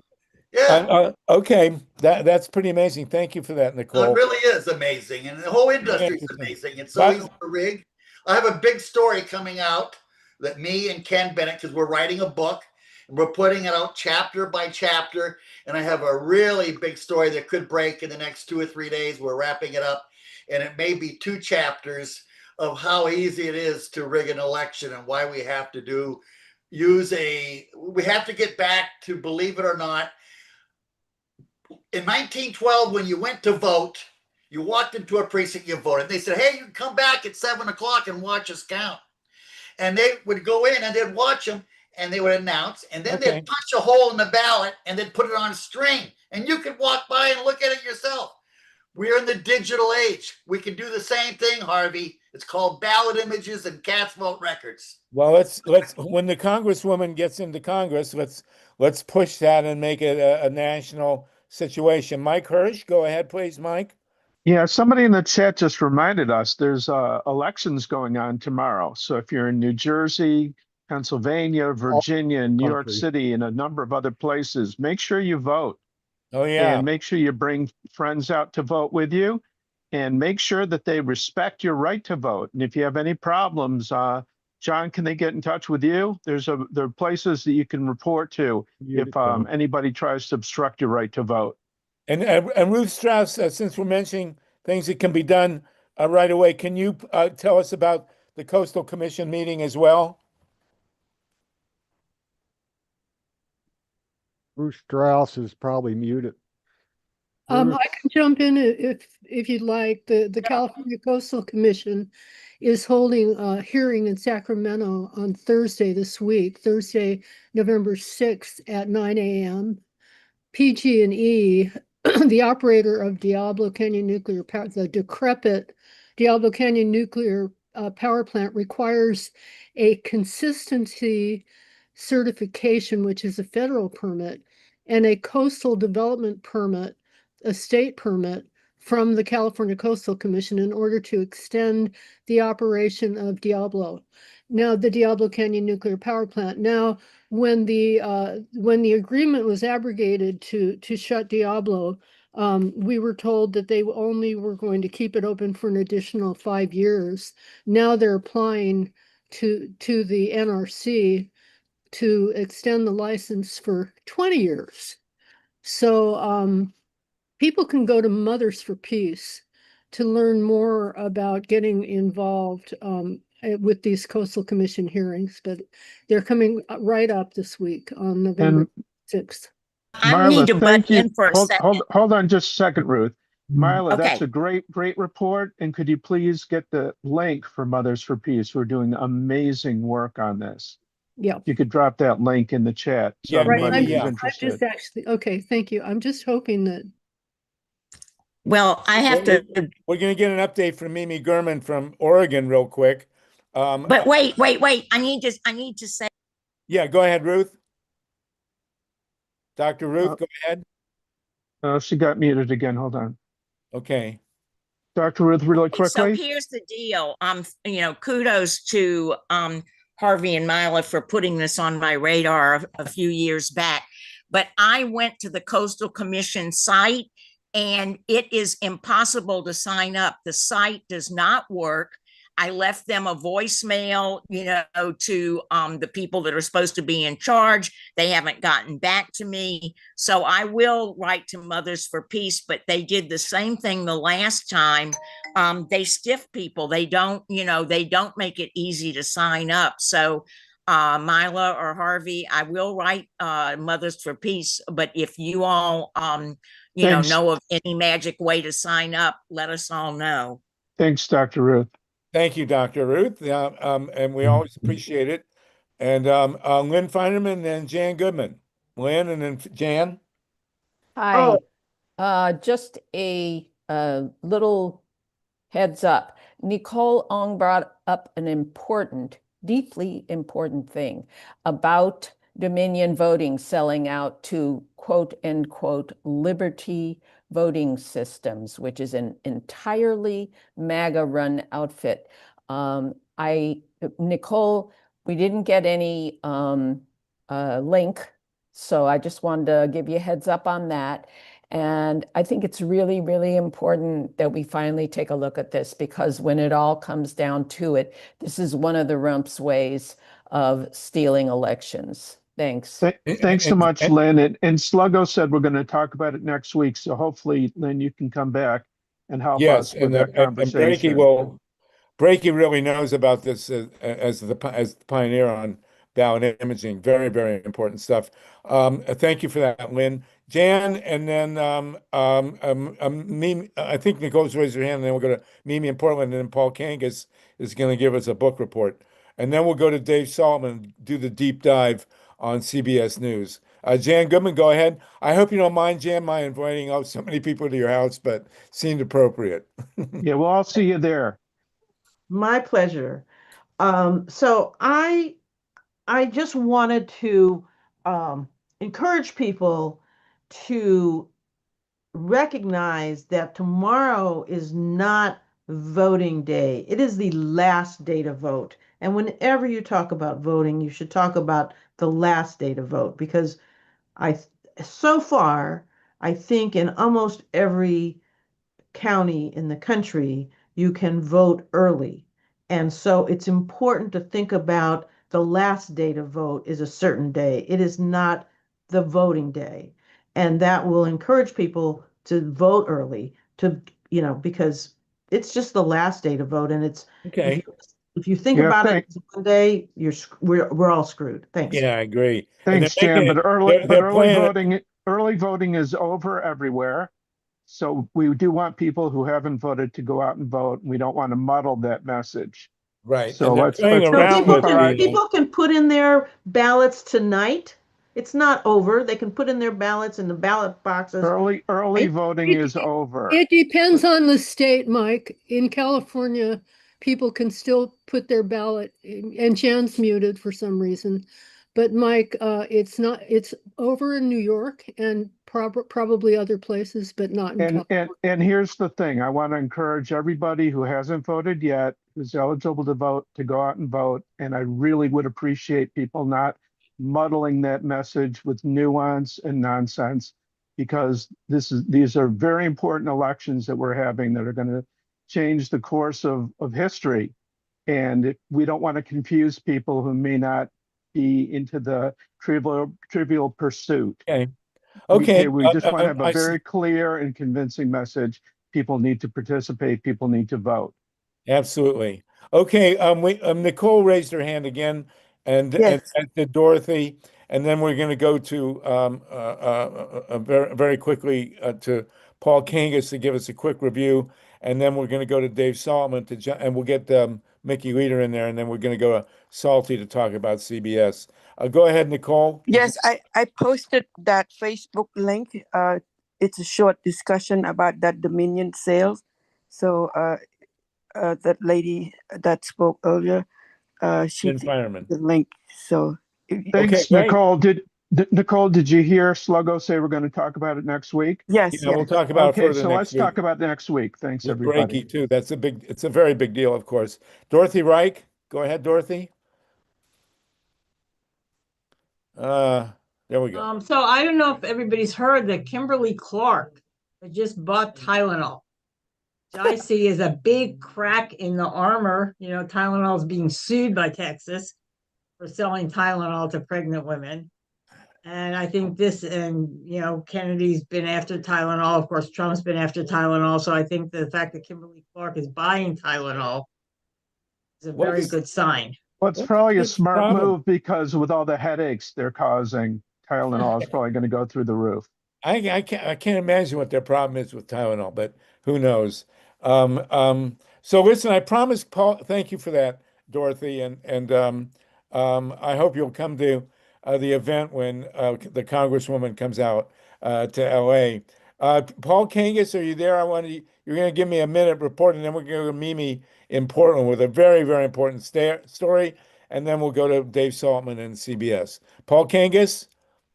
Okay. Okay, Paul was telling me earlier about a book that's on the bestseller list about artificial intelligence. Can you give us a 1-minute thumbnail on this, Paul? And then, because it should be on the radar screen, maybe in a week or two, we'll have a deeper discussion. Okay. Everybody listening should grab a pencil and write down the headline of this book, because once you have the headline, you'll understand the whole book. The book is titled, "If One is Built, We All Die." Now that sounds dramatic, but what that is artificial intelligence is growing dramatically, and the rich are buying it up in a way that they control it. And the book points out that the rich are eventually going to be producing bigger and bigger artificial intelligence sites. And these sites will potentially be self-replicating. In other words, humans will not be a need to control these artificial intelligence sites. The artificial intelligence, this is a little bit hard to grasp, the artificial intelligence will actually take over the site itself and able to run it. So check out the book, because it's being read all over the world now. This is a shocking, amazing book. All right, well, we'll come to it next week in deeper detail. Put the title, if you would, in the chat, Paul. And I guess it's on the New York Times bestseller list. So we will take a look, and we'll deep dive into artificial intelligence. I mean, I'd actually like to see some genuine intelligence, but we're not getting there either. But thank you for that, Paul. So we'll return to that in a week. Much appreciated. Mimi Gurman, you're in Portland. Oh, no, you're in Rattlesnake Country, but you're a citizen of Portland. Tell us what the latest is, please. Yeah, I just left Portland. It's amazing to me that nobody has brought this up because, who cares if, the National Guard are taking over the cities? Actually, Congresswoman Grijalva brought it up, and good for her. So Judge Immergut, who is a Trump-appointed judge, has now ruled again that the National Guard cannot come into Portland because Trump's lawyers have no case. So she extended the hold or the barring of the National Guard for a week, and she's going to finalize it this week. She hasn't exactly said that, but that's what's going to happen. And this is an amazing win because, well, we'll see what happens once it goes to the Supreme Court, because that's, I guess, where it's going to go next. But this is a really big fight. This is a fight to keep fascists off our streets and away from anyone who could get picked up from ICE. And if this was an interesting point from the head of the National Guard, this was about a month ago, he said, if they're called in, they're going to protect the protesters from ICE, not the other way around. And if that holds true, if the National Guard is called in, which I don't think is going to happen, then everything will continue to be pretty copacetic, and we'll have protesters keeping the fight going, tracking ICE, following ICE, blocking ICE from picking up people on our streets. If, however, that guy gets fired, which is probably what would happen, and the National Guard is allowed in, which again, I don't think is going to happen, that's a whole other story in our city. And so that's where we're at right now. A Trump-appointed judge has fought back against the pressure of Trump and all of his fascist henchmen to continue to say the National Guard will not be called in to our city. That's the news. That's pretty amazing. And what is her name? Judge Karen Immergut. It's Karin. And then her last name is Immergut. And where does she sit? She's a federal judge. Yeah, but where? Oregon, the state of She's Oregon. in Oregon. Yeah. She's in Oregon. Oh, okay. Yeah. Uh-huh. Well, more power to her. Yep. Thank you for that report, and thank you You're also welcome. for the report from Waldport. And when do we think the recall election on the fascist city council will happen? We thought that it might happen today. They still have time to not tell us what the result is, but the longer they hold out, the more we're pretty sure we've got the votes. We've got the signatures, I mean. And do you have six replacements for the six fascist? Well, yeah, there are people who will be running, but we have to wait and see because people They have to be run. recalled before you have an alternative. Exactly. Okay. All right. Very interesting. Well, it's a volleyball team. Heidi and then Dorothy again, and then we're going to go to Dave Saltman. And yes. I'll try not to repeat myself. At any rate, we have two referendum here in Maine tomorrow. One is I don't know if we're supposed to be if I can say how I'm voting. Sure, go ahead. Okay, I'm voting no on one because it would take away a lot of absentee ballots and they would require ID to vote, and it would take it has a lot of provisions that are really hard to read. So that's number one. Heidi, how many have you got? How many have you got? Two referendum. Okay. So two is the gun reform, and that stems from the Lewiston mass shooting that happened and a couple of 2 years ago. And basically the guy that's Which the sheriff. which way are you voting, Heidi? I'm voting yes, because we need the gun reform. Beautiful. And we need to have the ability for parents, family, and people to be able to go directly to the right authorities to be able to get to get people to have their guns taken away. Okay, very Sounds good. good. Thank you so Thank you. much. And well, you'll report, Heidi, you'll come back and let us know what happened in a week, okay? So I believe that that was the Ninth Circuit decision on bank. A Yeah. three-judge panel reversed the judge whose name you just said, and she happens to be a Trump appointee. Right. So where do we stand now with the guard Now going they in? can't go into Portland because What?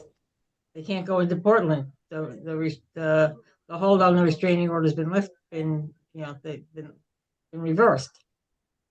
So Dorothy, you're saying that the hold has been reversed and the National Guard cannot go into Portland, which That's is correct. basically what That's Mimi. correct. Thank you so much. And Yeah. that opinion was written by a Trump judge. Fantastic. Great. Very important to know. Yeah. All right. Much appreciated, Dorothy. Thank you. Okay, we're at the half-hour mark exactly. I want to go to my old buddy Dave Saltman here, because the news on CBS, they just ran an interview with Trump. And but Dave says, Dave, who's been an insider in the networks since before time, says the news from inside CBS is pretty disturbing. Remember, we have one guy, Ellison, who has. It's hard to say this. This one guy, has $500 billion. So he can buy CBS, I don't know, 30 or 40 times. And then he can team up with Elon Musk, and they can buy NBC, ABC, CNN, and whatever. But we all want to know, what's happening with CBS, and where are we going to get our news? Dave, you want to give us a quick report here? Yeah, so I spent the day talking to people I know who are still working there, and people who've been laid off. Also, the headline is bloodbath. That's the word that more than one of my informants used. And not only are they firing all sorts of anchors and letting the other ones quit. John Dickerson was at CBS for 16 years. His mother was I think she was the very first woman ever hired as a television news correspondent, Nancy Dickerson.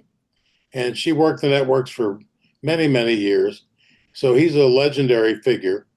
Gone. Nora O'Donnell, soon to be gone. She's the one. Nora O'Donnell is the one who just interviewed Trump, right? Right. And she asked him a question he didn't like. She asked him a lot of questions he didn't like. And the answers he gave were so unbelievable that I need to, as one of our colleagues on this program has suggested, I need to go back and look at the transcripts because they can't have edited this correctly. She said, why did you pardon that guy?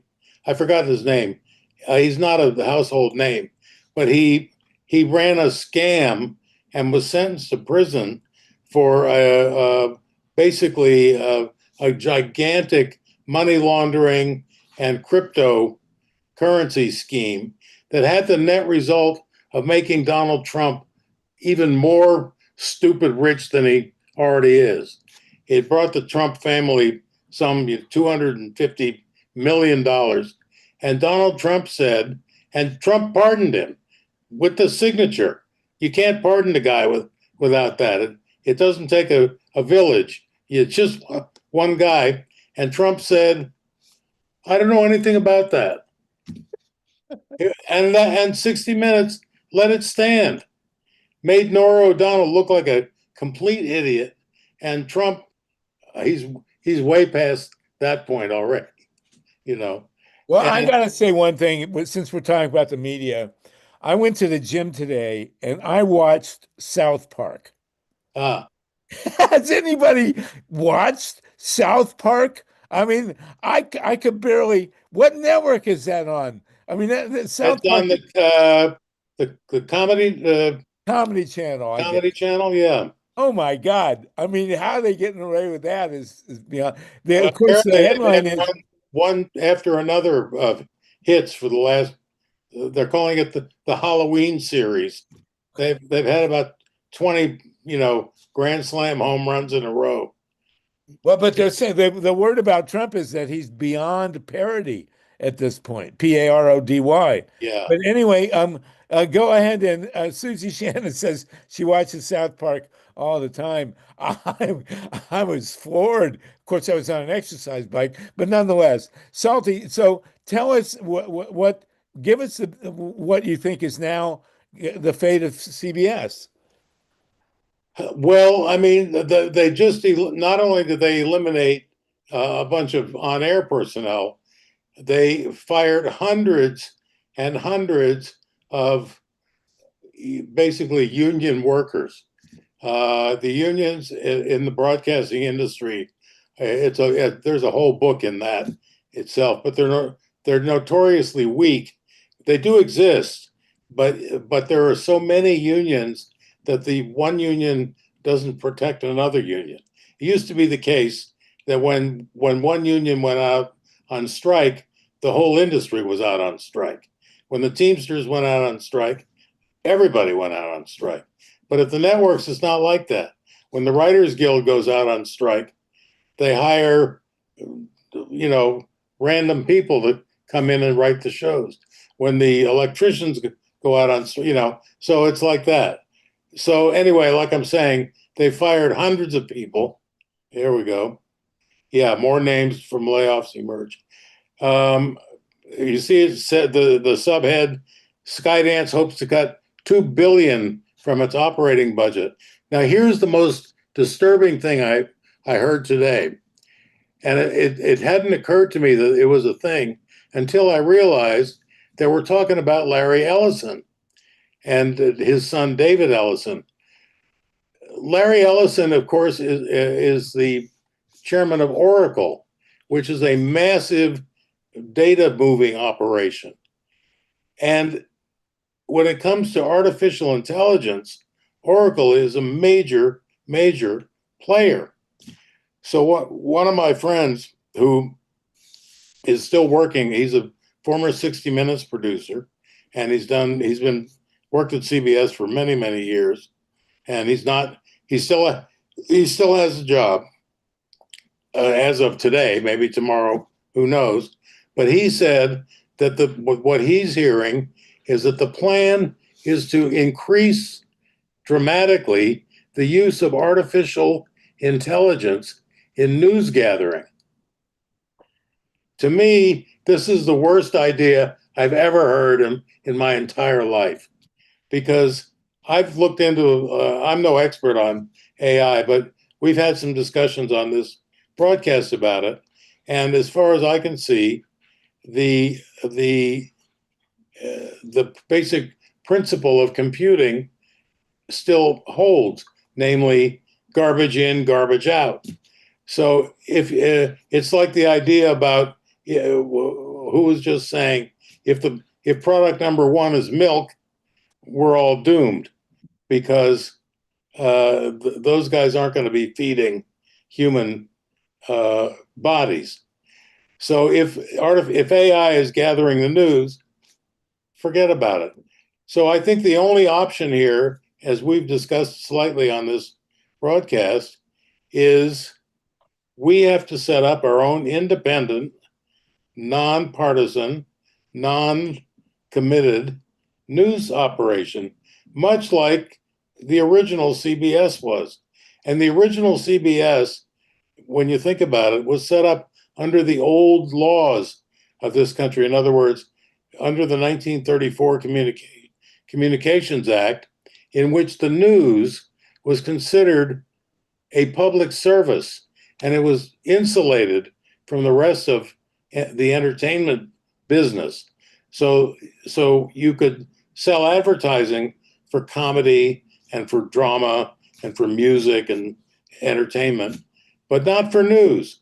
News had to be at best in the networks was a lost leader. So ironically, 60 Minutes turns out to be the key player in this.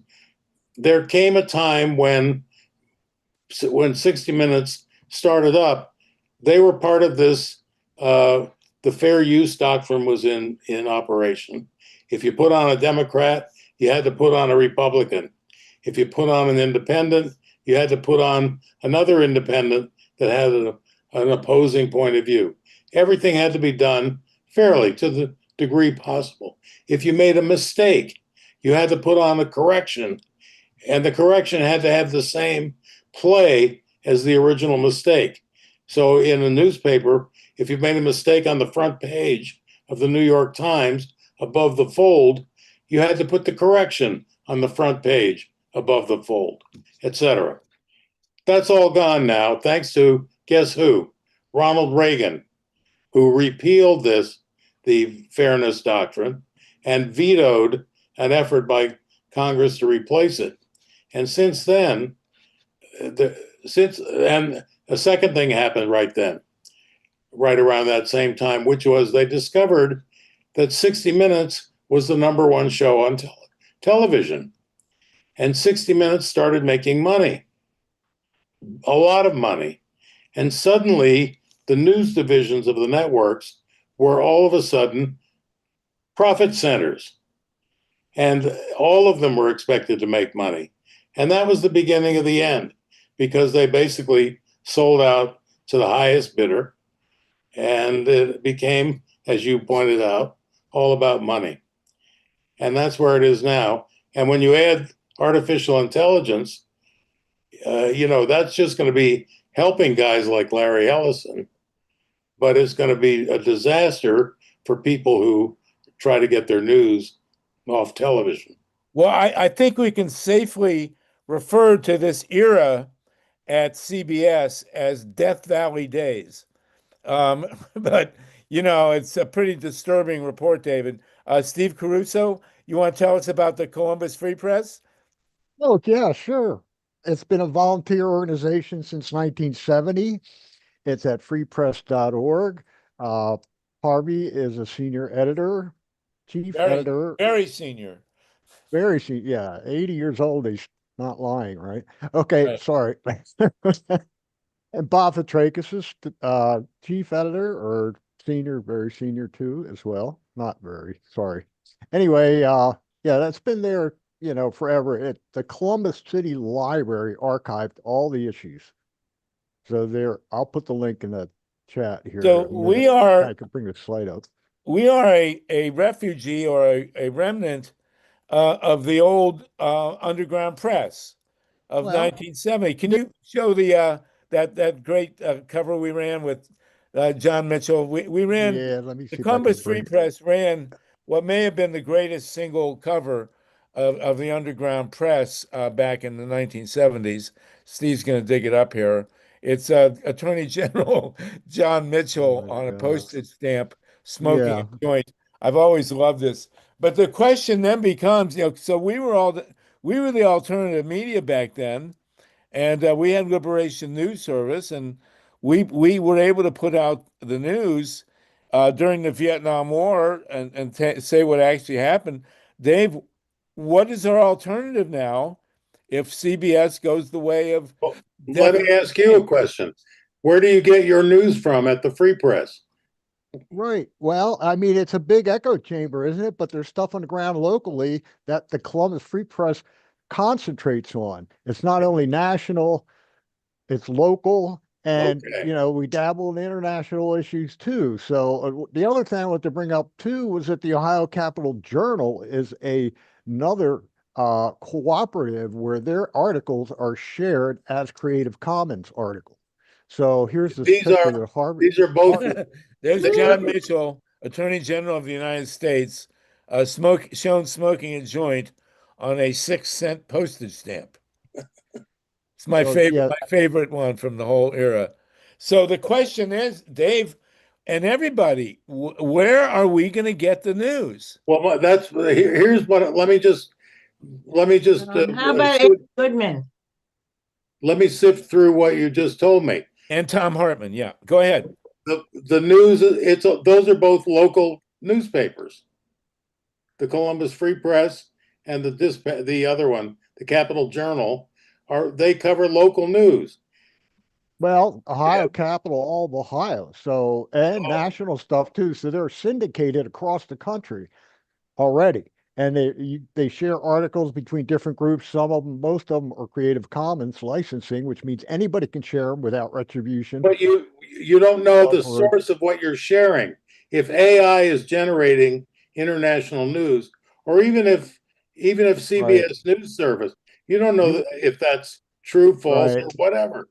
Well, look the up. local stuff I don't know you if can you verify. ever watch Harry Shearer, don't you? You listen to him every week religiously, don't you? And you hear a segment on AI. That is news about AI that talks about how funky it is and how it creates false positives, how it's all over the map. It's not making money. People are losing their money left and right investing in AI. All these data centers are not going to happen suddenly because, whatever.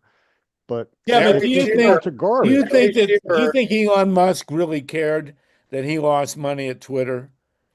As far as buy Elon Musk, Twitter to make money, that was the whole thing. That to take over Twitter and make it a right-wing echo chamber. That's what Of course, they always worry about losing money. But I just want to say before we keep worshiping Walter Cronkite, if anybody has been following Master Plan, he emceed the celebration dinner when Lewis Powell was appointed, was whatever, to the Supreme Court, where he was presented with a robe embroidered with the names of all the tobacco companies. And Walter Cronkite was the MC of that horrific dinner. So, everybody's got a story to tell. Well, I have the distinction of being one of the very few people to be personally yelled at by Walter Cronkite. Good. That was really one of the great moments. But I got yelled at by I send out emails every morning. I suggest there's a bunch of good Substacks. Ken Klippenstein, Popular Information with Judd Lagoon, Amy Goodman, of course, The Intercept, Truth Out, Common Dreams. Robert Shear sometimes has some original stuff. May I point out that all of those, which are very worthy publications and outlets, none of those are all opinion papers. They're not news Not gathering. necessarily. They had the top part of Common Dreams is news, and the bottom part is opinion. But where's the news come from in the Intercept, for example? They have reporters, Salty. I'd like to urge everybody to stop putting down each other's ideas because we can't really afford a circular firing squad at this point. Maybe after we get rid of Trump and move on and create a workers' paradise, we can nitpick each other to death. But right now, let's pull each other up rather than put each other down. Dorothy, thank you for listing a whole bunch of really good sources. And I'd appreciate everybody at least looking into them and stop saying, well, where are you getting it from? No, she just told you. So let's not bog down in a food fight right now as if, it's a big happy joke time when Trump is in fascism is on the fucking march. I agree with you. Friends. You don't. No, so you don't, the question, you don't. You should, but you don't. I also recommend American Prospect, and we still have The Nation. Okay, but these are all so these are all incredibly important. The Progressive Magazine, and then there's also this little network called Pacifica, which I'm surprised nobody mentioned. Yeah, and the question is, given the immense impact, given the immense importance of the power, the weight, the elephant in the room status of CBS, in terms of popular reach and the long-standing news gathering power of CBS, Dave Saltman, how do we replace it? I was the only thing I can look at that at least meets my taste test is ProPublica.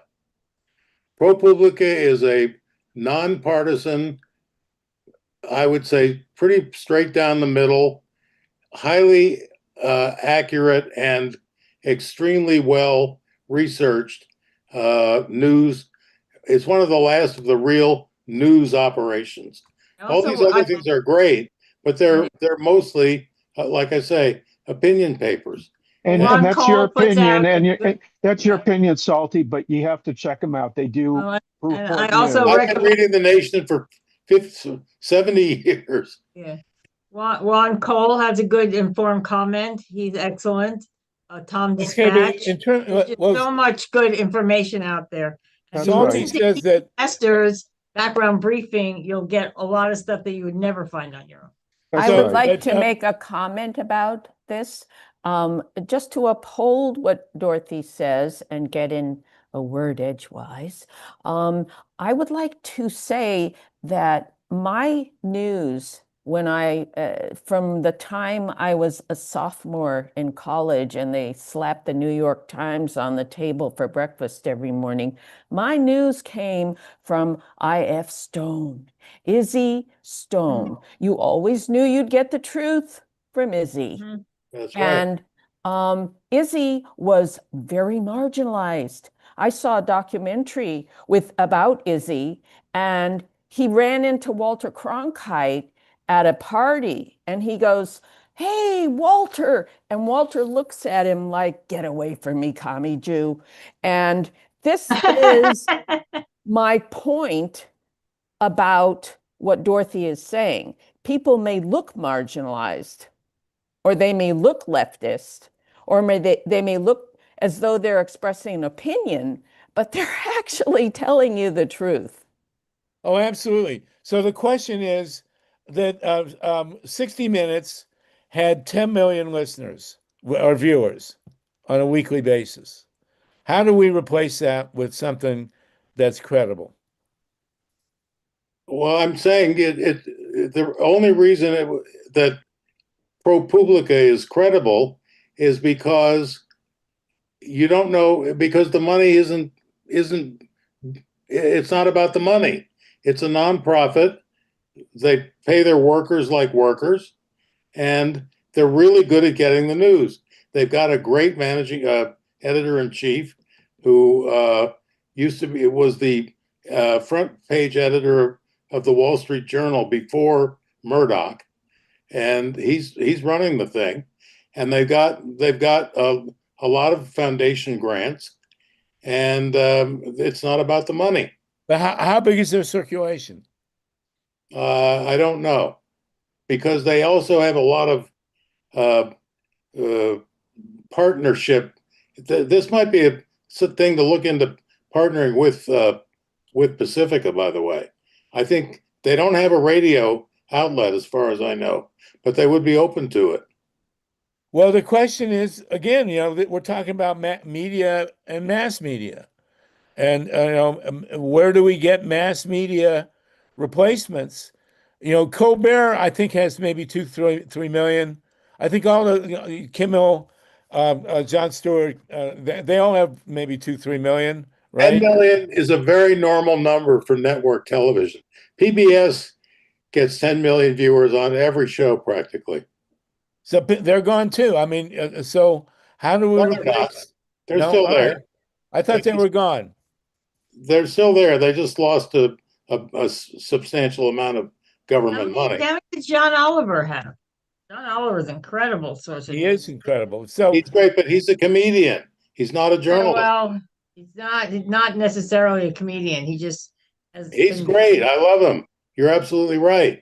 But that's not what you're talking about. Salty, please don't put down other people's suggestions, okay? All right, okay. If you don't have something nice to say, don't say anything I'm at saying all. he's great. I agree with him. Good. He does deep dives into stuff from the news, and if you're not watching, nobody's disputing that. The question is, how big is his audience, and does he have a Main Street audience? CBS he keeps winning the Emmy every year. What's that? He wins the Emmy every year. Okay, great. Myla, go ahead. Yeah, I just like to say that you know it's all very interesting the way things are unfolding now. Substack has become a really great media platform for all kinds of people who are serious journalists. There are so Right. many serious journalists now that are using Substack and who are also going to YouTube. For example, Jim Acosta, who was fired by CNN. He's a serious journalist, and he was fired by CNN, and now he's independent. And he's doing a lot of really brilliant coverage of Washington, D.C. primarily. He's based in Washington, D.C. He's bringing on other journalists. He's using Substack and YouTube. He's got a tremendous following now. And he's watched and trusted by a lot of people because he built his credibility while he was on the air. And so things are shifting and changing, and people are taking advantage of other ways to continue doing their journalism once they get fired by CNN or CBS or some other corporate dominated outlet. So, And you know, Mehdi Hassan. Mehdi Hassan has an incredible Substack. amazing. Yes. Zetio, Mehdi Hassan. Zateo, yeah. Zateo, thank you. Zateo He is did a deep dive on the 60 Minutes interview, and which I sent out this morning. Oh, okay. And as I was actually talking to Salty, I was talking to you earlier, I think before we started recording, that I'm sorry.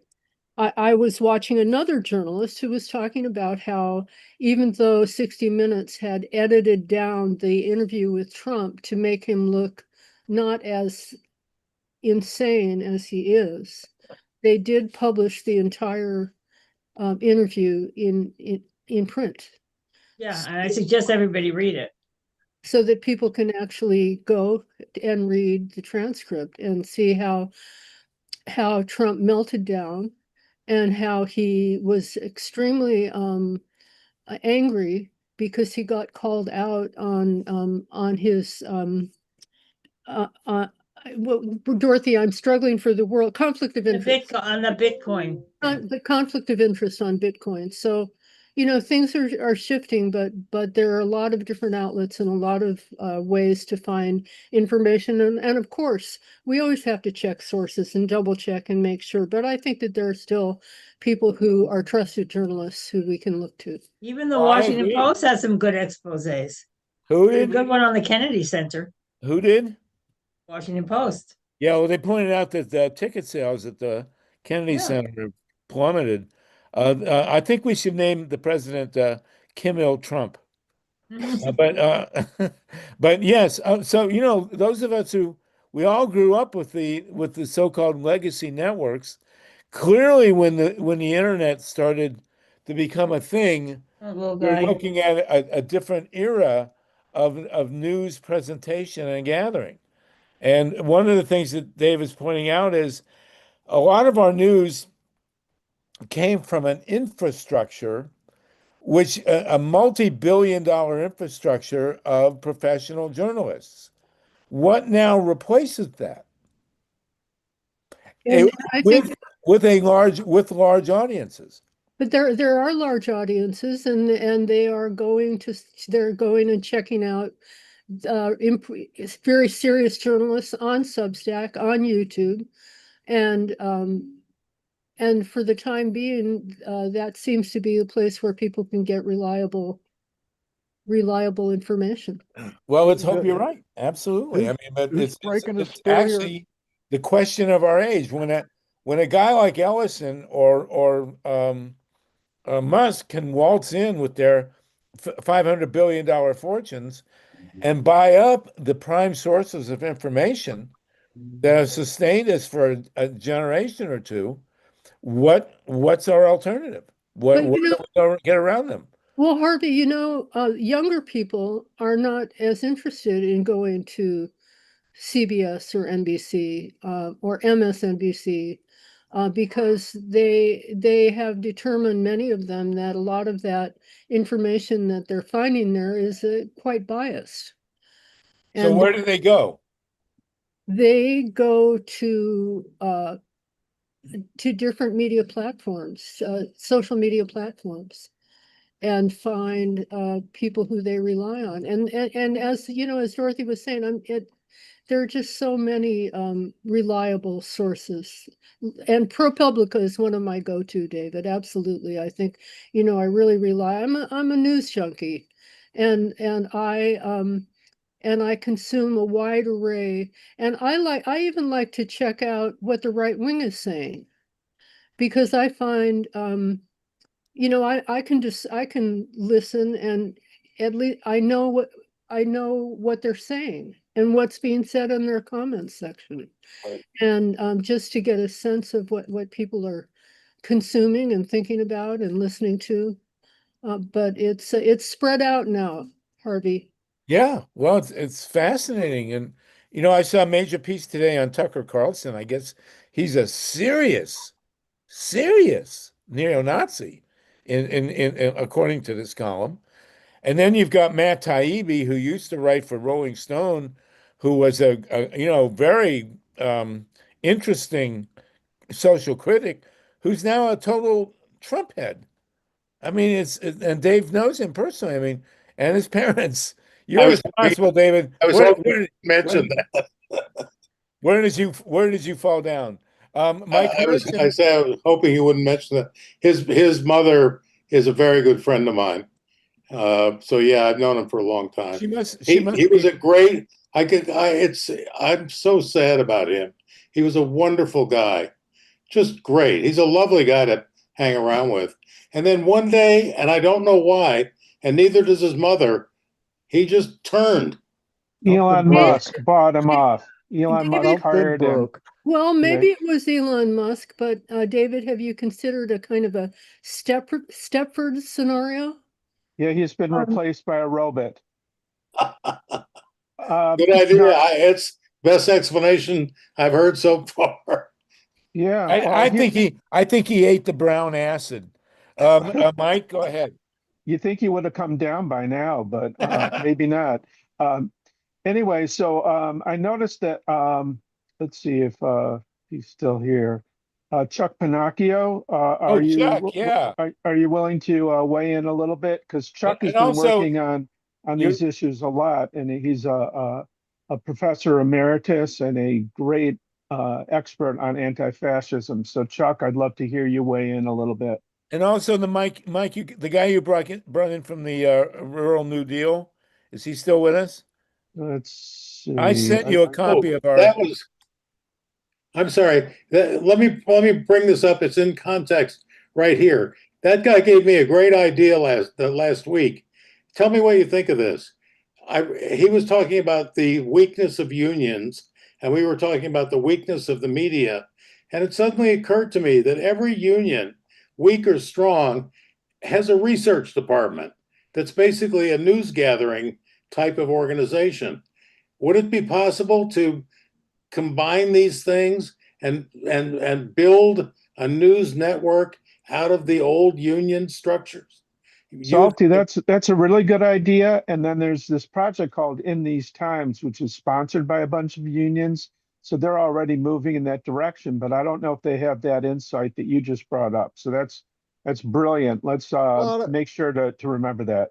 A lot of that's happening organically. You had Bill Mandel back in the day in the 30s and 40s during the massive labor movements and the communism and all There that you go. stuff. That's right. And I've had emails with that guy, back in the day before he died. And he just doesn't get any shrift. Nobody's paying attention to what was going on. There's whole story, his book, his bio, the whole thing is written down, and you can see as a man on the street what happened in those days. And it's like, if you're going to follow a movement. There it is, right there. Well, Pete Steve, Steele, you're absolutely the whole thing, right. Woody Guthrie, and all that. So, Steve, but you know what they say in the movement, in the labor movement: don't agonize, organize. So let's do that. I Well, think that's the thing. It's happened organically throughout the country, and people are doing it. So let's yeah. let's All right. help them out when we can, and we're doing that here right now. Amen, Nicole? my friend. Amen. And we Nicole got Ung and then Ruth Strauss. This is we a got great Chuck. discussion. We're going to We go got another Chuck. We 17 got Chuck minutes. Pinocchio on deck too. Oh, yeah. I don't know where Chuck is. Oh, there he is. Nicole quickly and Ruth, and then we'll go to Chuck. You want me to start? Ung, Nicole. Hi. Yes. May I suggest public TV and public radio? I've been listening to them for years, and they have they have the news up to date and with the the specialists in the field early on before the commercial channels picks it up. Like this thing about the self-dealing on the crypto and everything. They talked about that 2 months ago. And the BBB bill, they talk about that with very knowledgeable people. Beautiful suggestions, Nicole. Thank you so Nicole. much. Yeah, and Ruth Strauss. Also, we're pointing out, Mimi, did you have a poem for us today, Mimi Gurman, so we don't miss our I poem? think Mimi had to go. Oh, all Mimi had right. to go. All right, Yeah. Ruth Strauss and then Chuck, and then we're almost out of time. Thank you, Nicole. Dr. Am I Ruth? unmuted? Yes, Can you you hear are. me? Yes, we Oh, can. okay. Okay, thanks. I just wanted to also put in a plug for MSNBC, especially the Lawrence O'Donnell, Rachel Maddow, and Nicole Sander. Is that? Yeah, I think Good Simone job. Yeah. Sanders. Yeah, Go. they're all really good. And the thing that's really good about Lawrence O'Donnell is he calls out the New York Times all the time. You know, he actually called them sane washing Trump when they were trying to explain Trump's idea on tariffs paying for childcare. Great. So anyway, that and Dorothy made a wonderful suggestion last week about just turning it on and leaving it on so their ratings would be high.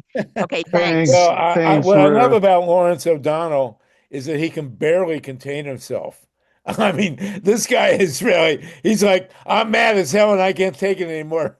He's that guy, Howard Beale. Anyway, okay, so Chuck, go ahead. We got a few minutes for you, please. Still have 52 people on with us. Unbelievable. Go ahead, Chuck. Yeah, thanks, Harvey and Mike and Grigri. Appreciate it. Yeah, there are a lot of great sources out there. People have pointed to what's happening over on Substack.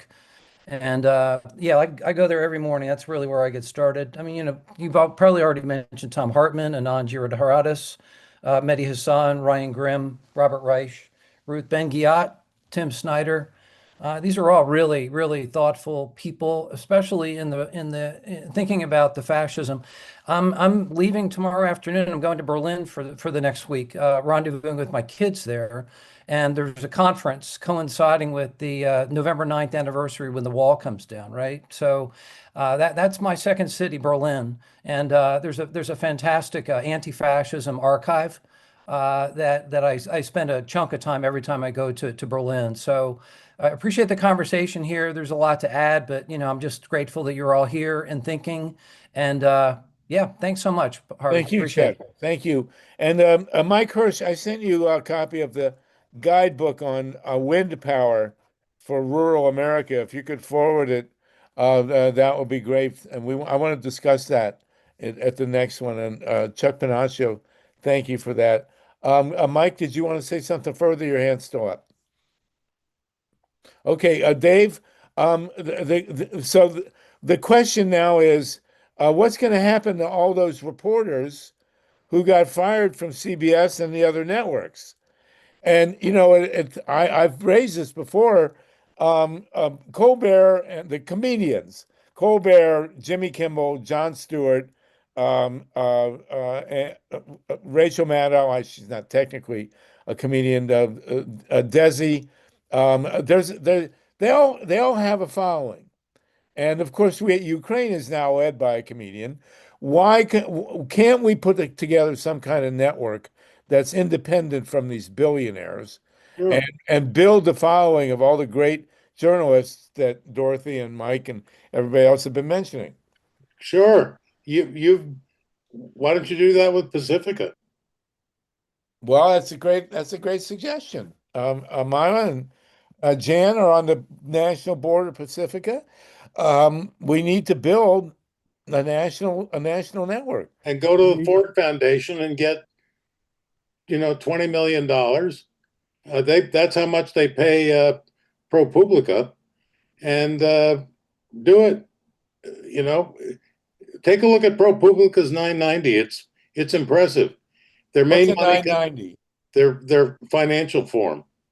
Most of their money comes from the Sandler family, who are the owners of Golden West Financial, that was an SNL that got taken over by Chase, and they get money from the Ford Foundation and from a whole bunch of different foundations, and they make about 60 million a year, and their expenses are about 40 million a year.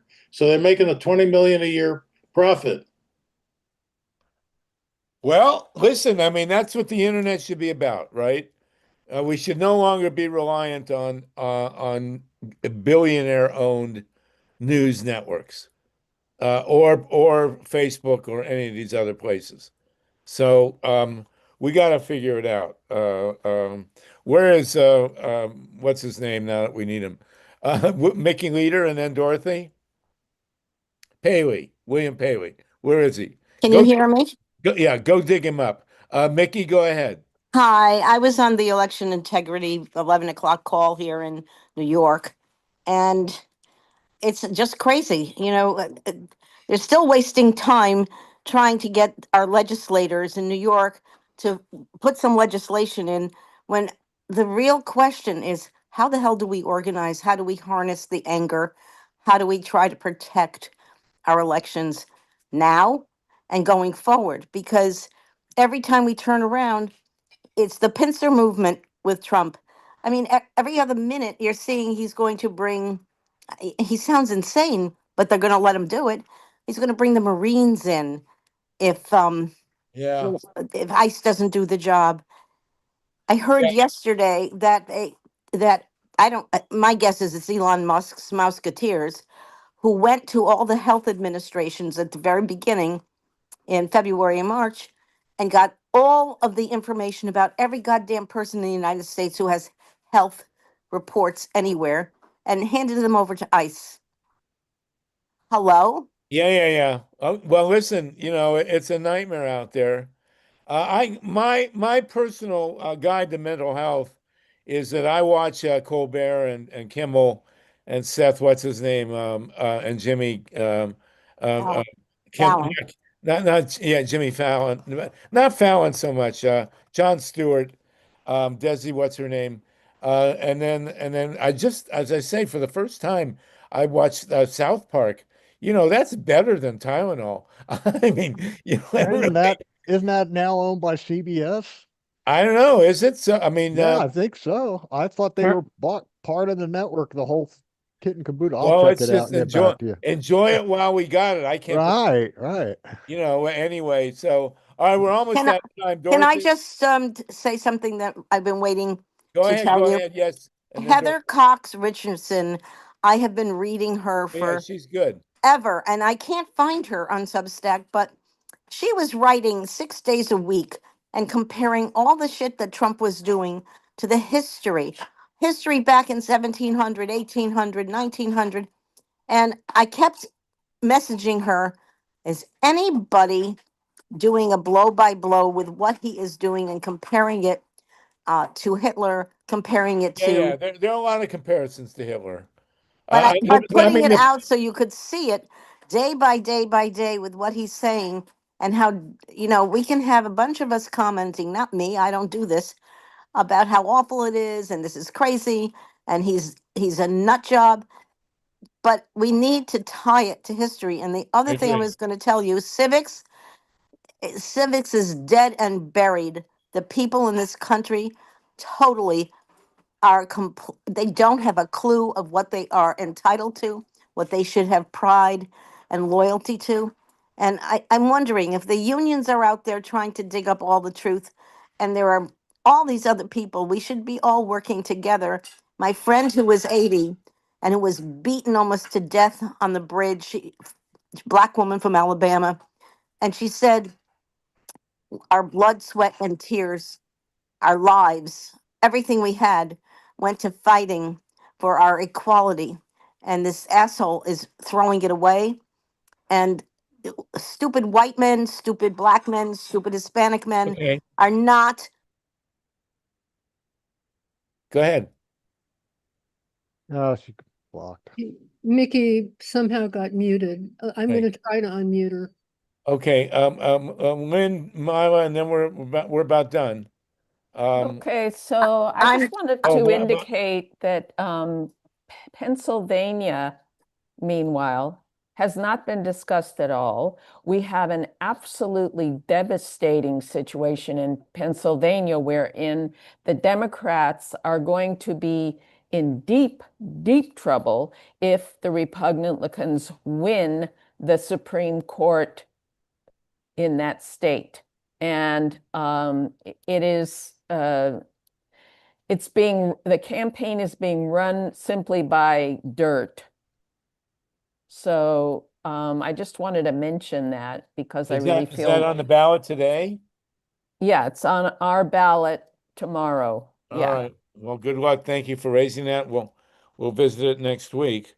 Um, uh, wow, Trump came out for Andrew Cuomo. No surprise there. Okay, Lynn, and then Mylan. I think we're almost done. This has been, wow, a phenomenal 2 hours. We still have 47 people with us. Go I ahead, think, Lynn. I think Lynn just spoke. Oh, you just spoke. Okay, thank you, Lynn. And Myla, go ahead, and we're done. let me just say, Mickey has now unmuted herself, but I put the link to Heather Cox Richardson's Substack in the chat if you want to look at Thank that. you. It's a little, anyway, it's right there. And I was kind of dismayed by the historian Heather Cox Richardson recently when she talked about the left being against democracy and against elections, and it really kind of blew my mind. Sometimes she paints with a rather broad brush and kind of puts down the left, but she is a historian, a serious historian, and she has a lot of good things to say. So Okay. I find her to be a kind of a mixed bag myself. Okay, thank you, Myla. Listen, that's it, everybody. This has been an incredible 2 hours. It was wonderful having our new Congresswoman from Arizona. I look forward to meeting her at Jan's house. Thank you for allowing me to offer. Everybody, we will see you again next week. Still have 44 people with us. John Brakey, you were great today, as always. Chuck, Myla, Mike, Steve, everybody. So I'm going to go read stories to my grandson and tell him all about you. Thank you. No nukes, everybody. We'll see you next week. Thank you, Thanks. Steve. Thank you, Steve Caruso, for engineering. Thank you for having me. No I'm nukes, gonna play. everybody. I'm gonna end the show, and we'll play some Harry Shearer.